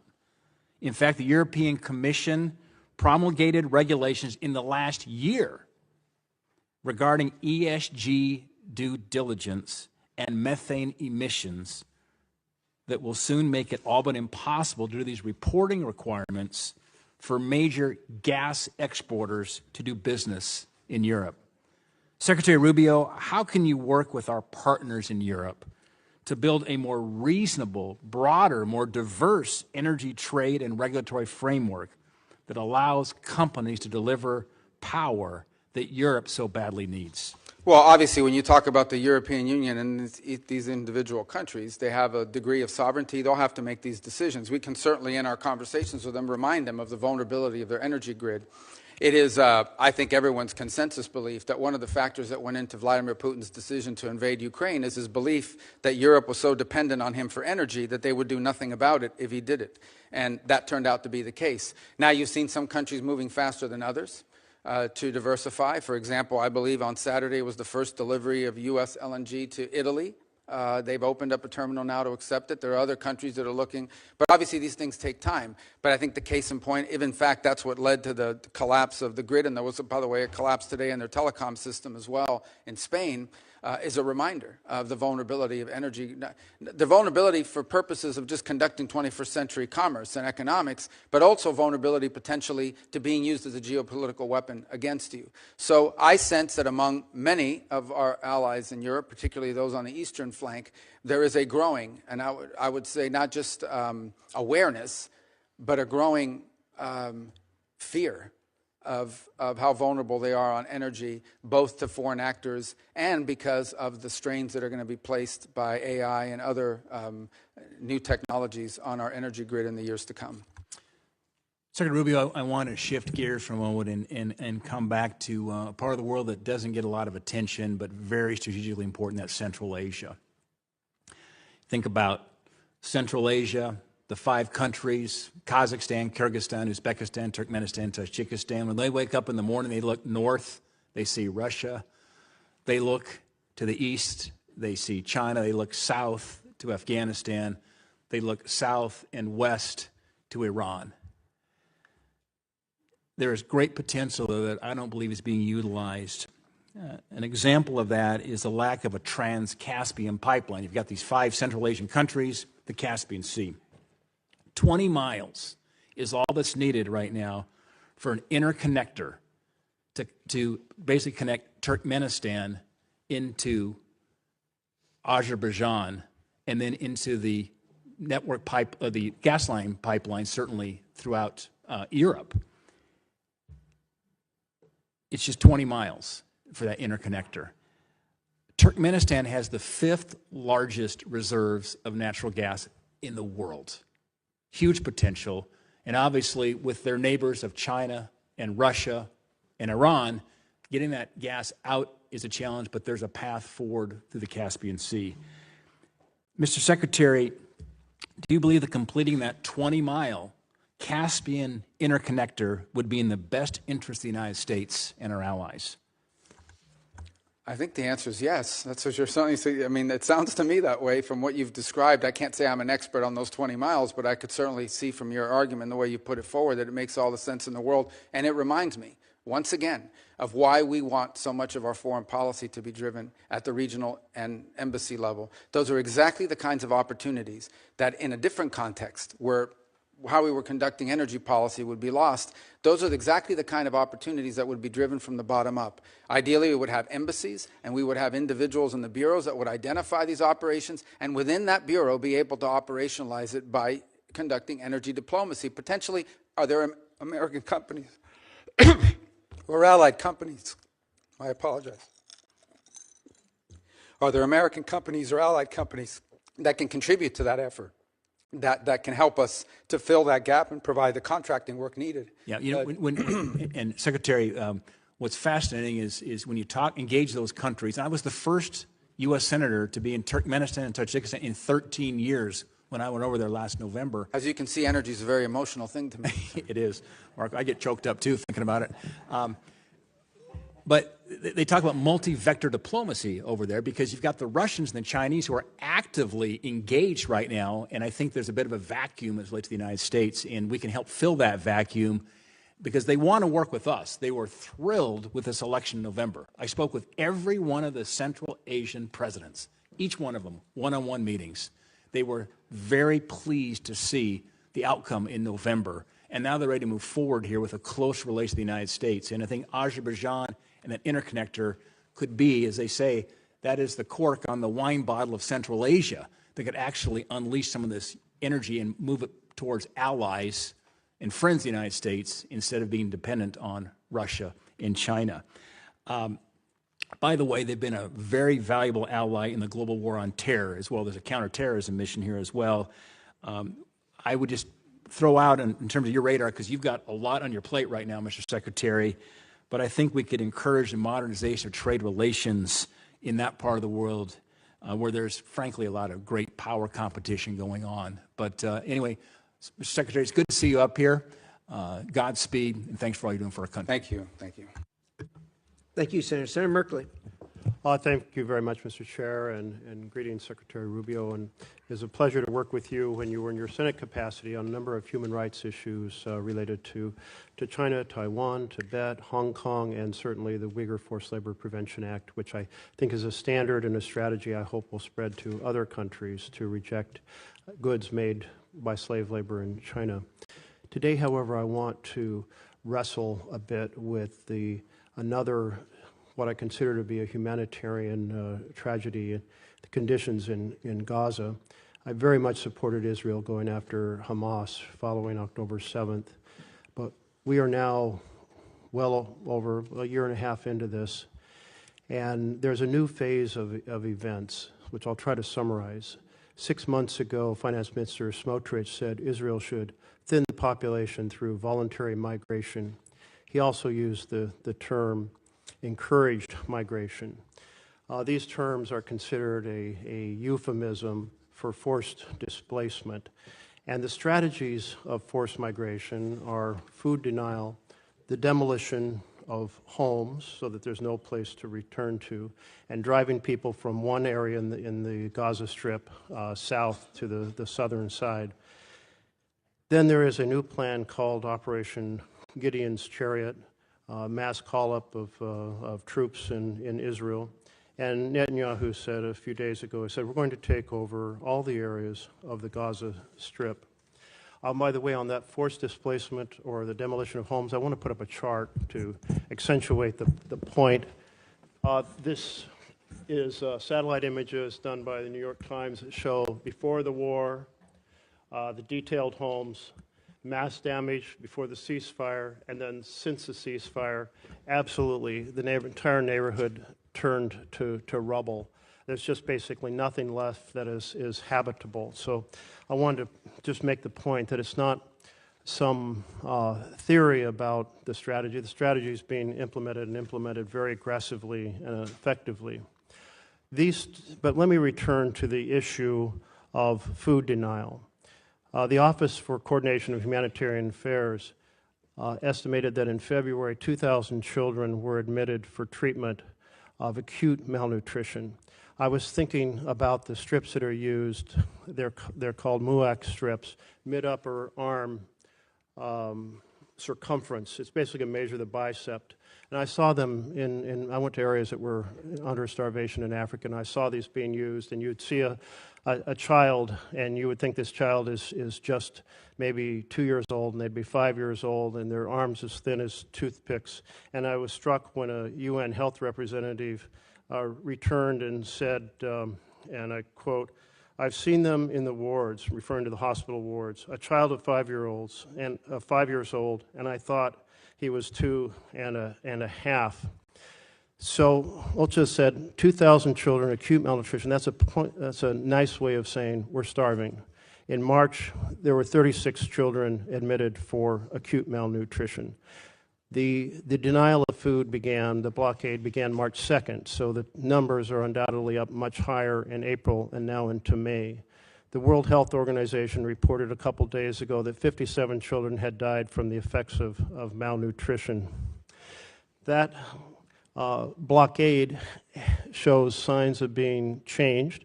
Netanyahu has made some public comments. He said, "We will not stand by." Let's see.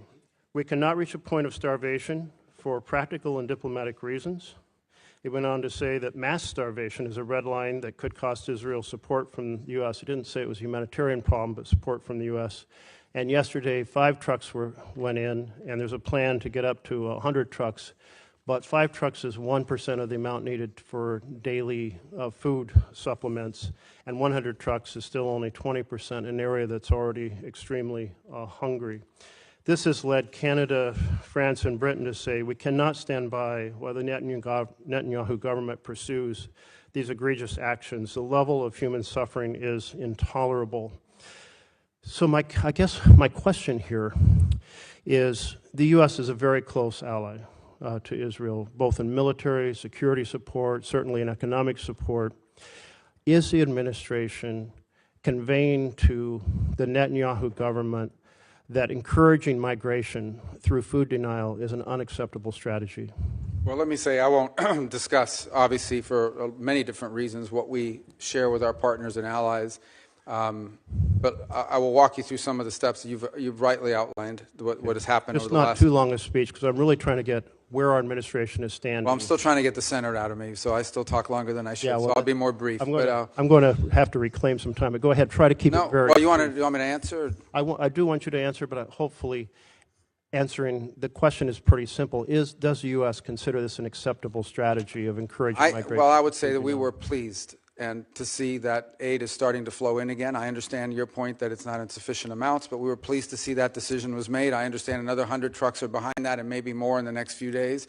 I'll also tell you that I met in Rome 3 days ago with the World Food Program to walk through some of the ideas and plans they had for distribution on the ground. And ultimately the answer here is for this to end, hopefully with the elimination of Hamas, because the people of Gaza deserve a more prosperous, peaceful future, which they'll never have as long as Hamas exists. Well, thank you. That was brief and well done. Thank you. So then the second part of this is the systematic destruction of remaining homes as a way to make it impossible for people to stay in Gaza. Does the U.S. discourage that? Is it discouraging the Netanyahu government from continuing that strategy? Well, we don't view that that's their strategy. We understand that they are targeting elements of Hamas, is what they have claimed and said to us and to the world, that they believe that they need to root out the remaining elements of Hamas, who, by the way, have been an impediment to multiple ceasefires that I know have been negotiated and even agreed upon by Hamas external and then vetoed by Hamas internal. Is the U.S., it sounds like then, therefore, we're not concerned about that, or you're not, you characterize it differently. There has been reports of the administration working behind the scenes to develop a plan to help deport Gazans to Libya. Have you been involved in any discussions related to deporting people from Gaza, Palestinians in Gaza, to Libya? No, there's no deportation. What we have talked to some nations about is if someone voluntarily and willingly says, I want to go somewhere else for some period of time because I'm sick, because my children need to go to school, or what have you, are there countries in the region willing to accept them for some period of time? But those would be voluntary decisions by individuals. Well, if they're voluntary decisions because there is no clean water, there is no food, and bombing is all around you, is that really a voluntary decision? Well, ultimately, that's the point, right? And that is you don't want people trapped there. They may want to come back. They may want to live there in the future, but right now they can't. And if there's some nation willing to accept them in the interim period, yes, we've asked countries preliminarily whether they would be open to accepting people, not as a permanent situation, but as a bridge towards reconstruction. Does that include Libya? I'm not aware of Libya. Thank you. I will just summarize since my time is up. I think the U.S. has a moral responsibility to fiercely convey to the Netanyahu government that using food as an instrument of war is unacceptable. It's a violation of international humanitarian law. It's mass punishment. We have now children who are dying, and while Netanyahu has said he doesn't want to see mass starvation, he's drawing the line at mass starvation, but we're seeing real starvation right now, and I think we owe it to our connection and our close relationship to Israel to powerfully convey the importance of not just 5 trucks a day like yesterday or 100 trucks a day, but enough food to end the starvation. Is that a policy you can get behind? To ultimately rebuild and provide people a future in Gaza? To get behind enough trucks to end the starvation. Yeah, we've made that point. Look, I think ultimately, I don't think you would have seen the events of the last couple of days without our engagement, the engagement of others. Israel remains a strong ally. We're supportive. We understand why, for their security, Hamas cannot exist. We are also very happy to see that they have allowed aid to begin to flow, and we hope that that will continue. Concluding comment, Mr. Chairman, thank you for your tolerance. It's an important topic. Netanyahu did say he was responding to remarks and pressure from American politicians. I assume that's the administration saying that we, America, cannot accept mass starvation. But I would encourage you to push not for 5 or 100 trucks, but enough food to end the fact that children are starving and adults are starving, innocents are starving. Our close relationship, we need to end it. Senator McCormick. Thank you, Mr. Chairman, Ranking Member Shaheen, and Secretary Rubio. Good to see you. It's always great to have you here.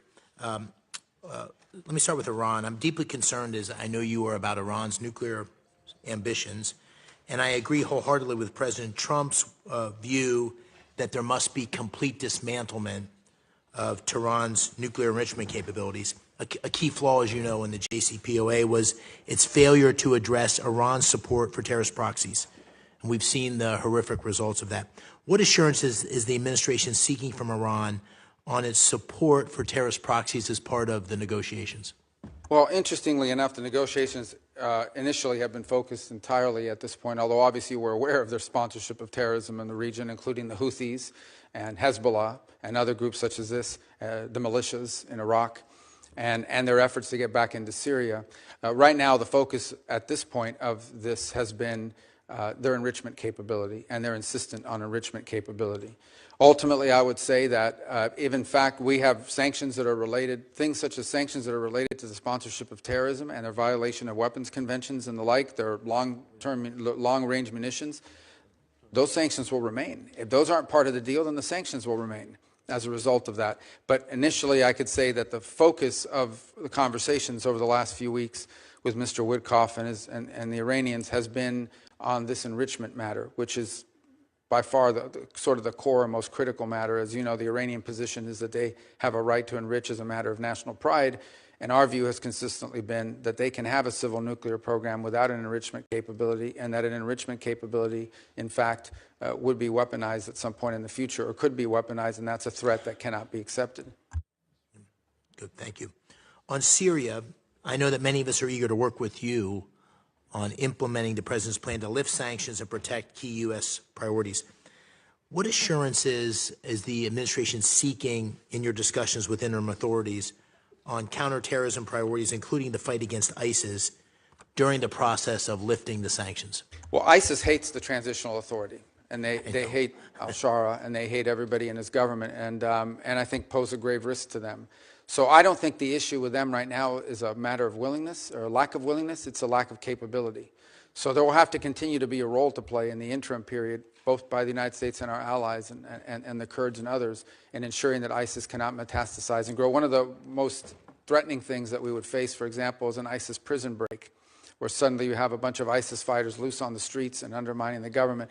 But I do think that part of this dynamic and why we're in a race against time is that every day that goes by that the transitional authority does not have control of the government and or of daily life in some extent, or able to provide basic government services, is a day that ISIS has the ability to reconstitute itself and grow as a threat, both to the transitional authority but ultimately to the broader region. So I don't sense from them a lack of commitment and desire to do something about it.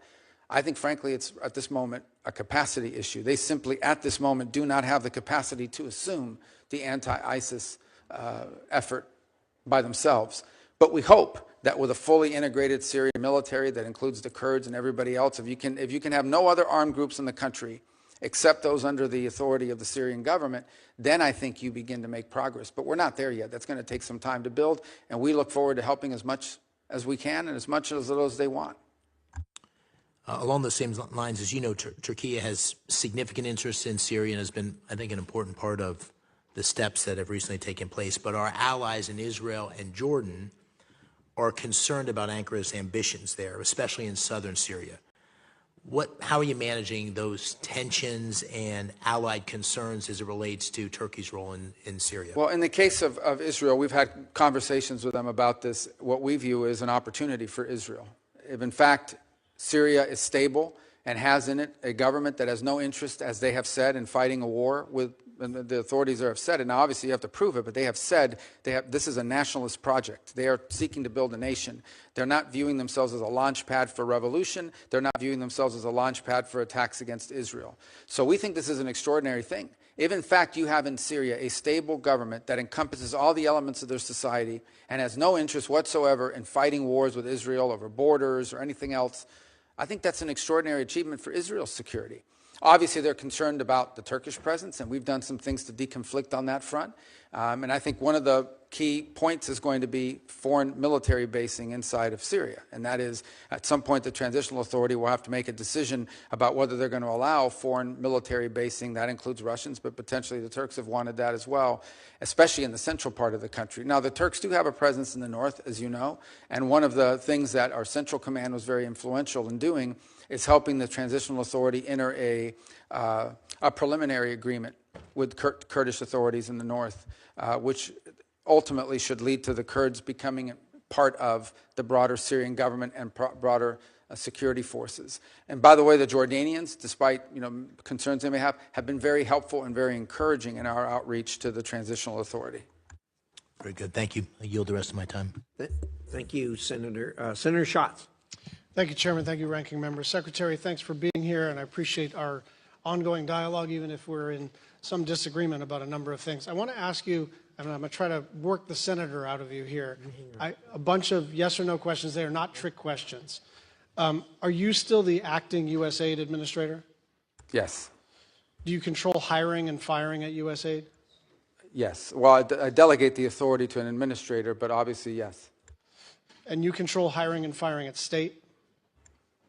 Again, we obviously rely on our bureaus that do. I mean, it depends what you're. I mean, that's a highly technical question. I don't hire the line officers in every embassy, but I mean, technically, you're ultimately in charge. Yes. Okay.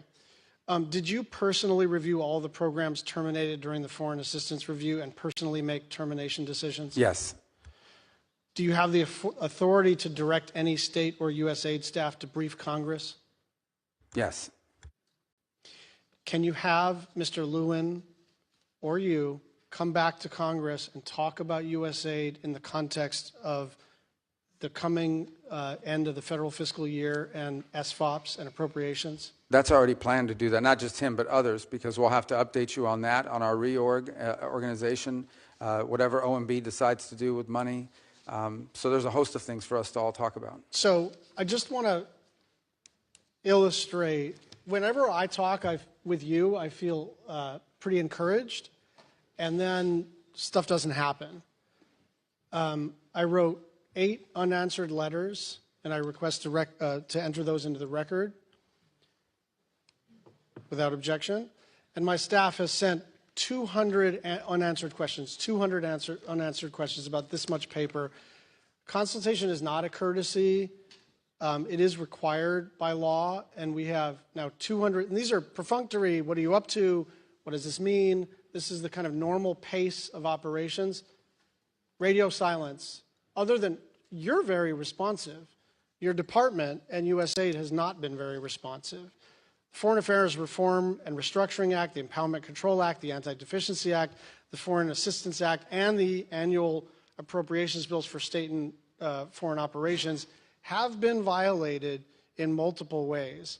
On March 12th, you wrote, "We plan to engage Congress as required both by law and reality before we start drafting a plan to bring USAID over understate." That did not happen.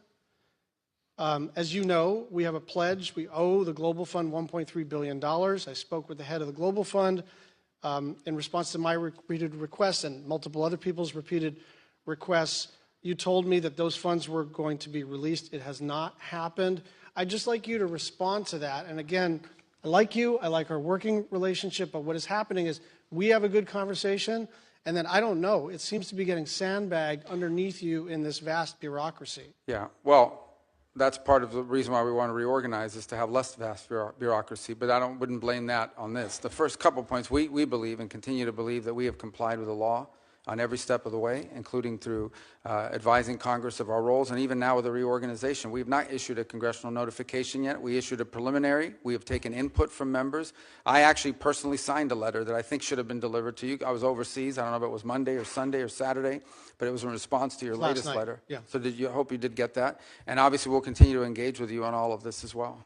So the practical effect here, right, because everyone can agree that, well, I don't know if everyone can agree, but it seems to me that most of us agree that there is virtue in reforming any big institution, and that aligning USAID's operations with the State Department and the President's and the Secretary's foreign policy objectives is beneficial. The question is, can we do this lawfully and in a way that doesn't damage our international reputation? Mothers who have fled Boko Haram in Nigeria are watching their babies starve. Children in South Sudan are dying of cholera. Families are dying because they have been cut off from their HIV medications. There are about 103 deaths an hour.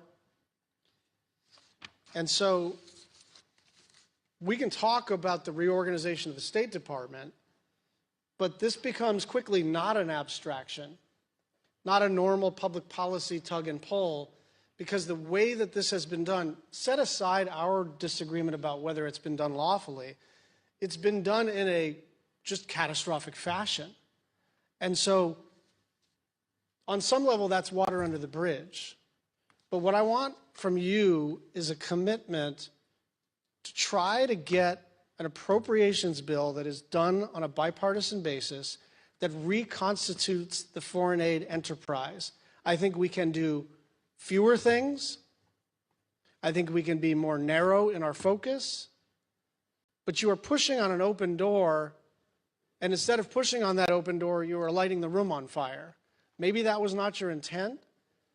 And I think we have two objectives right now: minimize suffering and reputational damage that's one line of effort, and the other is, how do we get back to the regular order where we can do a bill together? And I'd like your thoughts in the remaining minute and a half. Yeah, well, first of all, that is the intent here, right, is to rebuild the foreign aid enterprise under the State Department. By the way, it's something multiple secretaries of states before me have wanted to do, because we want foreign aid to be a part of our diplomacy toolbox and our way we engage the world, not its own separate entity, but all of it coordinated one with the other.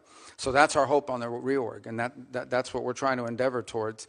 I also don't think it's fair, by the way, you highlighted a couple points, like in South Sudan, there's distribution problems there. It's not just a program. PEPFAR is 85% operative right now.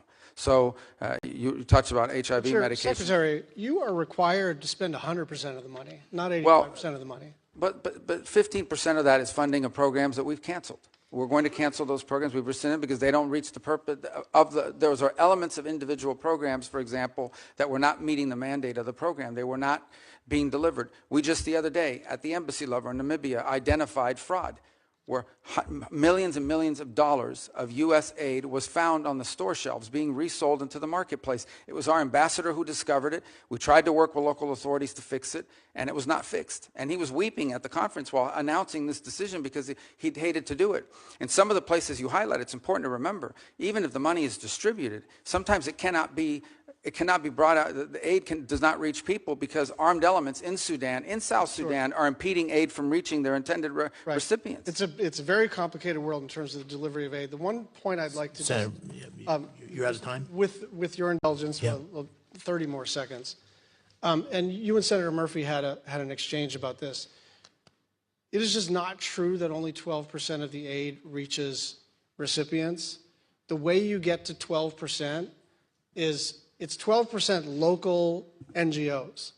So that is excluding CARE, that is excluding the World Food Program, that is excluding Catholic Relief Services. And so if you're going to count that as like overhead or inefficiency, Secretary Rubio, you and I have honest disagreements, but that number has been given to you and is not an accurate assessment of the extent to which aid reaches the people who need it. And I will just say, if there's an enterprise to reduce overhead, count me in, but it is not 88% overhead. That's not what's happening.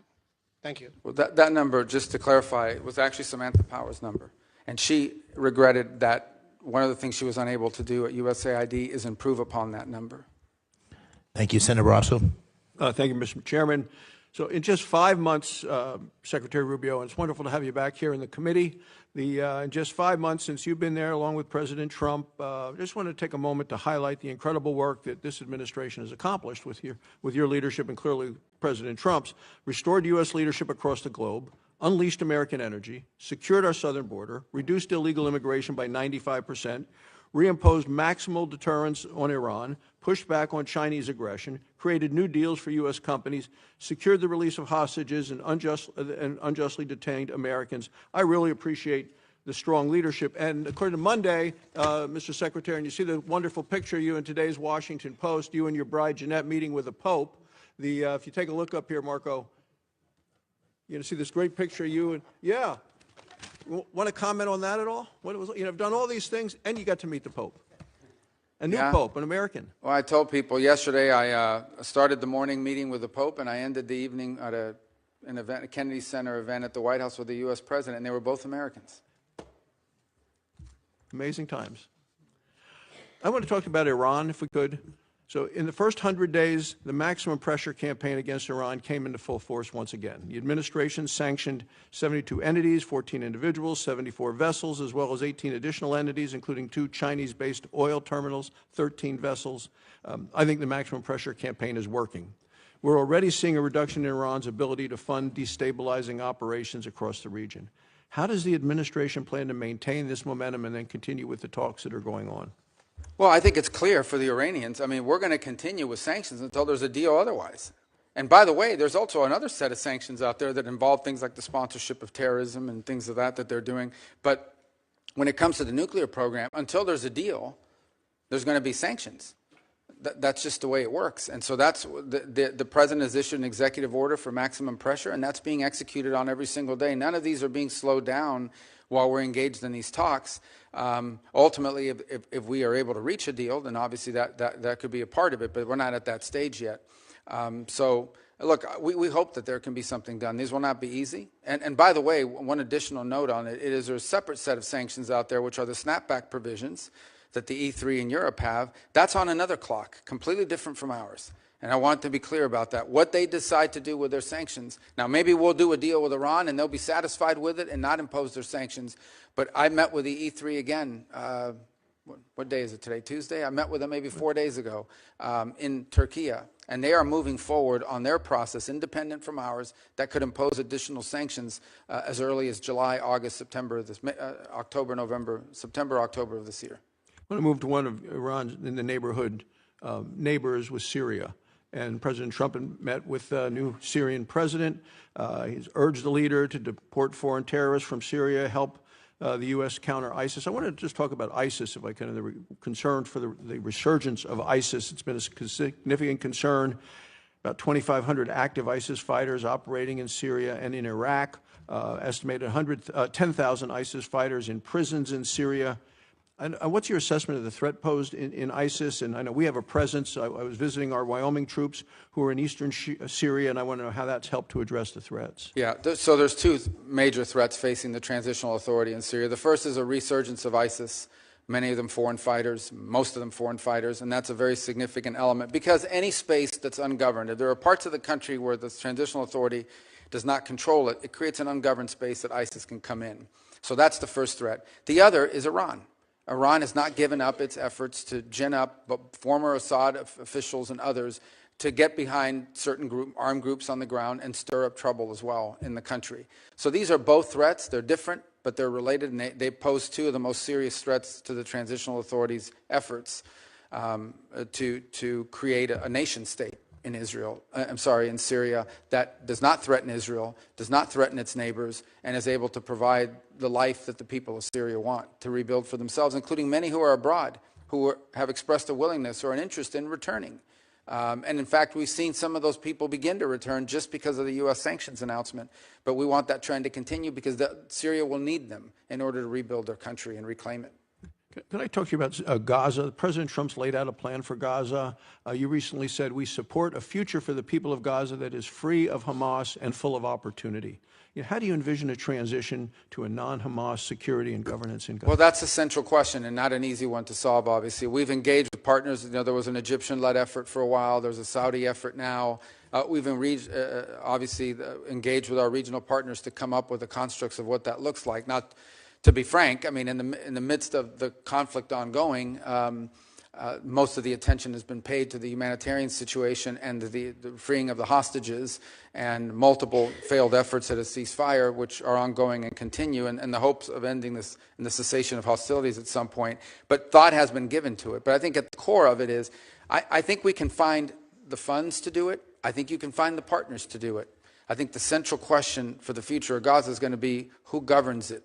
Because as long as there's a group like Hamas there, it's going to be very difficult to envision long-term peace and prosperity. So whether it's Hamas or some successor organization that spins out of it, that has to be a factor that you eliminate. And one of the ways you prevent it is by having a governing authority on the ground in Gaza that can provide the security necessary to allow there to be the peace necessary so you can have the prosperity we hope for. I want to talk, last question, in terms of American energy. Last year the Biden administration chose to pause approvals of pending LNG exports. We know that Europe needs those. It created a lot of uncertainty. President Trump has promised in his unleashing American energy, he's removed a lot of the obstacles. Our LNG exports have surged. I think it's going to help in Europe. European countries have increased their purchases of U.S. LNG. How has lifting this pause that Biden put on here restored confidence in Europe? Well, obviously, I was just commenting a moment ago, I believe on Saturday, the first LNG shipment reached Italy. And there are other countries that are building terminals to receive it as well. So the fact that the United States joins now in the world as a reliable long-term source of liquefied natural gas as an export, I think improves our ties and our partnerships around the world. And it's a need for us because we have the capacity to export it and to develop it. And it's a need for our allies who need to diversify and in some cases make less dependent their system of generating electricity. It's a fundamental problem for multiple countries, for example, in Europe. It's not just the energy they need now, it's the energy they're going to need in the years to come. If you do an audit of where they're going to wind up needing, they don't have any way to generate that now unless they rely on things like U.S. exports of LNG. And that alone even won't be enough. They're going to have to find some other resources as well. Thank you, Mr. Secretary. Keep up the great work. Thank you, Mr. Chairman. Thank you, Senator Barrasso. Senator Van Hollen. Thank you, Mr. Chairman. Mr. Secretary, you and I served together in Congress for 15 years. We didn't always agree, but I believe we shared some common values. a belief in defending democracy and human rights abroad, and honoring the Constitution at home. That's why I voted to confirm you. I believed you would stand up for those principles. You haven't. You've done the opposite. And you used to speak with conviction about the importance of foreign aid as a tool to advance American values and interests. Then you stood by while Elon Musk took a chainsaw to USAID and other assistance programs. That has left a staggering toll: broken trust with countries, openings for China and other adversaries, and countless preventable deaths of children and others. Take Sudan, for example. The freezing of U.S. humanitarian assistance forced the closure of nearly 80% of the emergency food kitchens there. 2 million famine-affected people were left without access to food. People died because of those actions: mothers, fathers, and children. Tons of emergency food that could have saved their lives was left rotting in warehouses because you and Elon Musk refused to let USAID do its job. Sudan is a country where, by the administration's own determination, a genocide is unfolding in Darfur. But here's where it goes from cruel to despicable. While cutting off food aid to Sudanese families living through an actual genocide, you're fast-tracking white South Africans for refugee status under a manufactured claim that they are the victims of genocide. You tried to block the admission of individuals who had already been approved to come here as refugees while making bogus claims to justify granting such status to Afrikaners. You've made a mockery of our country's refugee process, turning it into a system of global apartheid where political ideology and race, more than truth or need, matter. And while you've turned away from a genocide in Sudan and invented one in South Africa, you teamed up with President Trump to throw the Ukrainian people under the bus and have been played like a fiddle by Vladimir Putin. Of course, Donald Trump not only said he would end the war in Ukraine on day one, he also said he would end the war in Gaza on day one. And yet last week you were all running around to Gulf states giving away very sensitive American AI and chips technology, but doing nothing to end the war in Gaza and get the remaining hostages returned. You know that for 78 days, the Netanyahu government did not allow a scrap of food to enter Gaza to reach over 2 million civilians. 57 children have died from malnutrition so far, and more than 14,000 children are in imminent danger of dying of starvation. As Cindy McCain said last week, and I quote, "Families in Gaza are starving while the food they need is sitting at the border." That is a gross violation of both U.S. and international law. What did you do? Nothing. Not once did you publicly call upon the Netanyahu government to end the blockade. Fortunately, other countries spoke out, and now we see a tiny trickle going in. Where have you focused your energy instead, Mr. Secretary? Well, your first trip as Secretary of State was to El Salvador, not to promote democracy, but to cozy up to President Bukele, who calls himself the world's coolest dictator. The result was a cash for collusion deal to deprive people living in America of their constitutional rights to due process. The Supreme Court, in a 9-0 decision, instructed you to facilitate the return to the United States of Abrego Garcia, who the administration admitted was wrongfully deported to El Salvador. Your response? You've openly flouted judicial orders. When asked whether you have been in touch with El Salvador to return Abrego Garcia, you boasted, quote, "I would never tell you that. And you know who else I would never tell? A judge." Clearly, you don't care about the Fifth Amendment right to due process, and you don't care about the First Amendment either, since you've been very busy snatching students off of college campuses for exercising their right to free speech. You dredged up a relic from the McCarthy era to claim that student protesters posed a threat to the foreign policy of the United States. Give me a break, Mr. Secretary. You know as well as I do this isn't about national security. It's about punishing free speech. And you know that in America, the government doesn't get to use its power to punish speech it doesn't like. Yet in March, you boasted about revoking student visas, saying, and I'm quoting, "We do it every day, Every time I find one of these lunatics, I take away their visa, unquote. Let's look at one of those lunatics, Mr. Secretary, Ms. Ozturk. Her crime was co-authoring an op-ed in her college paper critical of Tufts University's response to the war in Gaza. Your own department found zero links to terrorism, no anti-Semitic statements, but you still yanked her visa and shipped her off to detention in Louisiana. And the list goes on and on.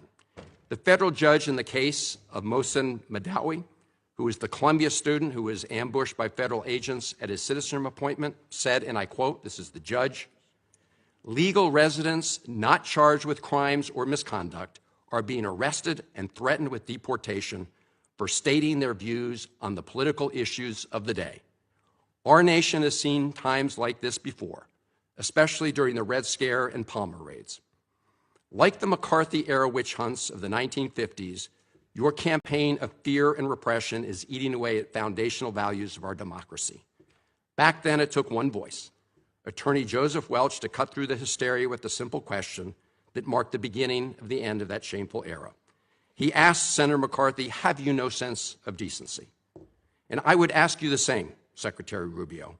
But you have shown through your words and your actions what the answer is.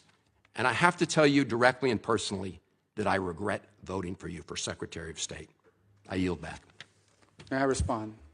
You may sit. Well, first of all, your regret for voting for me confirms I'm doing a good job, based on what I know. Well, that's just your a record and flippant what you statement, stand Mr. for. Secretary. Can I respond, Mr. Chairman? You may. I didn't ask. Senator, please let the Secretary have I'd be the floor. happy to, but then I can respond to his. Your time's up, Senator, and willfully used, I might add. Your remarks do not represent the view of this committee. Well, Mr. Secretary, please. Well, I'd like to. I can't respond to everything he said because much of these are untrue, but I'll go through a few. First of all, I'm actually very proud of the work we've done with USAID. For example, I don't regret cutting $10 million for male circumcisions in Mozambique. I don't know how that makes us stronger and more prosperous as a nation. I don't regret psychosocial support services. I raised Sudan, Mr. Secretary. Can I respond, Senator, I'd ask you to suspend. You had 7 straight minutes of I chose to use my time that way, Mr. Chairman. That's my right to Please use my suspend time that way. Secretary Rubio. Well, I can go on. I mean, there's other things here. We spent $227,000 for Big Cat's YouTube channel from USAID. We spent $14 million for social cohesion in Mali, whatever the hell that means. So I can go on and on. I got the list here, and there's more. I didn't even bring the whole list. In the case of El Salvador, absolutely. Absolutely. We deported gang members, including the one you had a margarita with. And that guy is a human trafficker, and that guy is a gangbanger, and the evidence is going to be clear. In the days to come, you're going to see who you went to defend. Senator, I'm sorry, please, Mr. Chairman. Secretary No. Rubio has the floor. Mr. Chairman, he can't make unsubstantiated Senator, comments like that. Secretary Rubio has the floor. You've Secretary had your time. Rubio should take that testimony to the federal court of the United States because he hasn't done it under oath. Here's another point, okay? There is a division in our government between the federal branch and the judicial branch. No judge in the judicial branch cannot tell me or the president how to conduct foreign policy. No judge can tell me how I have to outreach to a foreign partner or what I need to say to them. And if I do reach to that foreign partner and talk to them, I have under no obligation to share that with the judiciary branch. Just like a judge cannot order me to negotiate with a foreign minister of Russia, they cannot order me to negotiate with a foreign minister or the president of El Salvador. And if I did negotiate with them, which we have responded to them, and we've told them we've had communications with the president of El Salvador, I am under no obligation under our division of powers in this country and to share with the judicial branch how I conducted diplomacy of the United States. It would actually be counterproductive. If I started sharing with courts, or frankly, with the media, my conversations with foreign leaders and all of their details, no foreign leader would talk to me again, and we would break trust with them. So I have complied with every court order. What I won't comply with is an order to disclose what I'm saying and what we're talking about with a foreign leader, because then they won't talk to me. Diplomacy doesn't work that way. About the student visas, let me say this. I don't deport anybody, and I don't snatch anybody. The State Department does not have officers in the street snatching everybody. What I do is revoke visas, and it's very simple. A visa is not a right. It is a privilege. People apply for student visas to come into the United States and study. And if you tell me that you're coming to the United States to lead campus crusades, to take over libraries and try to burn down buildings and acts of violence, we're not going to give you a visa. Is that what Ms. Ozturk did? We're not going to give you a visa. Is that what she And if did? you do Come that, on, Mr. Secretary. and every single You're one of just these blowing cases, the smoke factors here are now. different. Senator, the bottom line is if you're Senator, coming here to stir up trouble on our campuses, we will deny you a visa. And if you Does have the a First visa Amendment and we find apply you, to we will people revoke living in the it. United And States? we're going to do more. There are more coming. We're going to continue to revoke the visas of people who are here as guests and are disrupting our higher education facilities. People are paying money. These kids pay money to go to school, and they have to walk through a Writing an bunch of op-ed lunatics to the who are tough here on student newspapers visas. disrupting the Simple foreign as policy of the United I want to States. do more. I hope we can That's find more of these people. pathetic, Mr. In fact, Secretary. the other day, some guys led a riot. I forgot what university it was, and I asked, please, can you find the arrest records of all the people that were arrested at that riot at that campus? Because if any of them have a visa, we're going to revoke it. I feel so much safer All right, when you let's, lock up people like Ms. Ozturk, Mr. Secretary. We've had enough time on the subject. Thank you very much. And we're going to move to Senator Lee. Mr. Secretary, it's very good to have you back here. I want to say it's good to see the fauna in its natural habitat, but it's more like its former habitat, because your current one is also where you naturally belong. And I, for one, I know a majority of us feel the same way, have every confidence in your ability to serve us, and are very grateful for your service. One of the many things that I've always liked about you and always agreed with you on is your clear-eyed vision for the Western Hemisphere. You seem to share the understanding many of us have, which is that we've been blessed as a country throughout our 250-year existence by the fact that we're protected by a big ocean to our left, another big ocean to our right, and friendly neighbors to our north and south. Those natural barriers are good for us and gave rise to the Monroe Doctrine and things like that. And I appreciate the fact that we now have a Secretary of State who understands and appreciates the importance of the Western Hemisphere. So I want to ask you where the Western Hemisphere fits relative to other regions of the globe and, with the current administration. Now, as I understand it, the America First Opportunity Fund is intended to support, quote, America's most enduring and critical partners. As you, as Secretary of State, work to realign State Department priorities and funding programs with our national interests, will the countries in our immediate periphery, those in our hemisphere, our neighbors, be counted among our most critical partners? Yeah, absolutely. And look, by the way, the new Prime Minister of Canada was here a couple weeks ago. We had a very productive engagement with the President. Their new foreign minister is coming on board, wasn't able to join us at the NATO gathering a few days ago, but look forward to interacting with her as well. We've obviously had some disagreements with Canada with regards to the nature of trade between our countries. But I think there's hope here that we can work something out on the trade front with them, although that's not something that I'm involved in negotiating. And then we have a lot of other mutual interests. As an example, national security, on our shared obligations to NORAD and the defense of the North American continent. They've been a strong partner, and we look forward to building on that. And one of the most encouraging things is that Canada, that has historically not spent a lot of money, at one point less than 1% of their GDP on the military, it's now increasing, has made a pledge to get to 2% and has signed on to the NATO pledge to get to 5% over the next decade. So I think that's going to strengthen our partnership as well in providing security to our hemisphere. Thank you. I want to touch next on the contributions to international organizations account. This multi-purpose account has been used to facilitate U.S. payments to over 40 international organizations. I think the current tally might be at 44. Now, as someone who has been skeptical of international organizations in the way we fund them, the way they've been used, and the way they've used our money, I very much welcome the proposed reduction in funding of international organizations. But the budget request before us mentions only the UN in that context, not the dozens of other organizations that we're also funding. As you keep up your efforts to review our participation in and funding of international organizations, can you offer us some kind of a glimpse into the universe of organizations as to which we might be terminating our funding this year? Well, I think there are some already that we have with UNRWA and some of the other programs that we are not happy with what they do. But the assessment is very simple, and that is our participation in this organization further our national interests or not? It doesn't mean we have to agree with everything the organization does, because sometimes there's benefit to being at the table. Sometimes there's benefit to being there and being able to influence the direction that it's going. In other cases, these are just forums that are used for anti-American positioning, but we're paying for it. So you start to ask yourself, well, why are people? And in other cases, you're legitimizing it. So you look at the Human Rights Council at the United Nations, which basically doesn't do anything to sanctions. In fact, it has become a place where some of the worst human rights violators on the planet go to hide.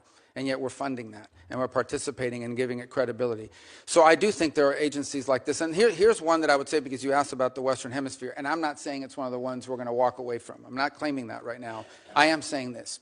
We have a catastrophe in our own hemisphere right now in Haiti that we are seeking to come up with an alternative strategy, because the one that's in place right now isn't working. And Haiti's heading in a very bad direction very quickly.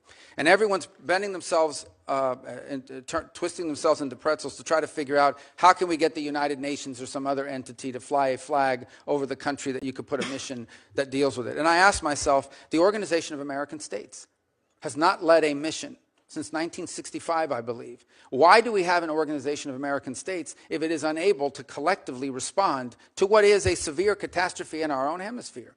Again, I'm not threatening we're going to pull out of the OAS. And that's not what I'm saying. What I am saying is we need to challenge some of our existing memberships to step up. Because you would think that one of the reasons why the OAS exists is to deal with a crisis like the one we have in Haiti, which is not like a crisis anywhere else, because these are not warring ideological movements. This is a country being taken over by criminal gangs. Or in fact, much of it's already been taken over by criminal gangs, and you have to deal with that very differently. And I want to say one thing here publicly. We are grateful to the Kenyans and to the mission. We remain committed to it because they've done it at great sacrifice and risk, but that mission alone will not solve this problem. And so that is one example of something that I want to see us be able to lead on, and that is to get organizations like the OAS, which we contribute to quite a bit, step forward and provide a mission with countries, member countries, to deal with the issue of Haiti, which is about to take a very dramatic turn if not addressed very quickly. It's a great point. I'm glad you raised OAS. I know that Lee Rizzuto, who's been named by President Trump to be our ambassador to that organization, has a vision that aligns closely with that of the President and of you, our Secretary of State.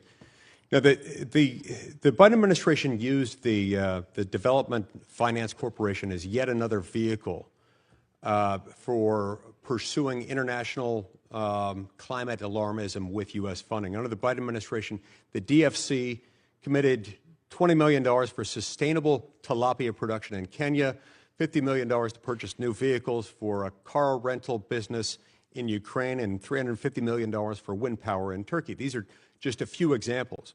As the Trump example seeks to lean on the DFC as an alternative for foreign aid, what sorts of projects and in which regions would you advise the U.S. To fund through the DFC? Well, I think that's first of all, the DFC obviously is independent from the Department of State, so they have an own board and an own governing structure. Although I'm a member of it, I don't control it.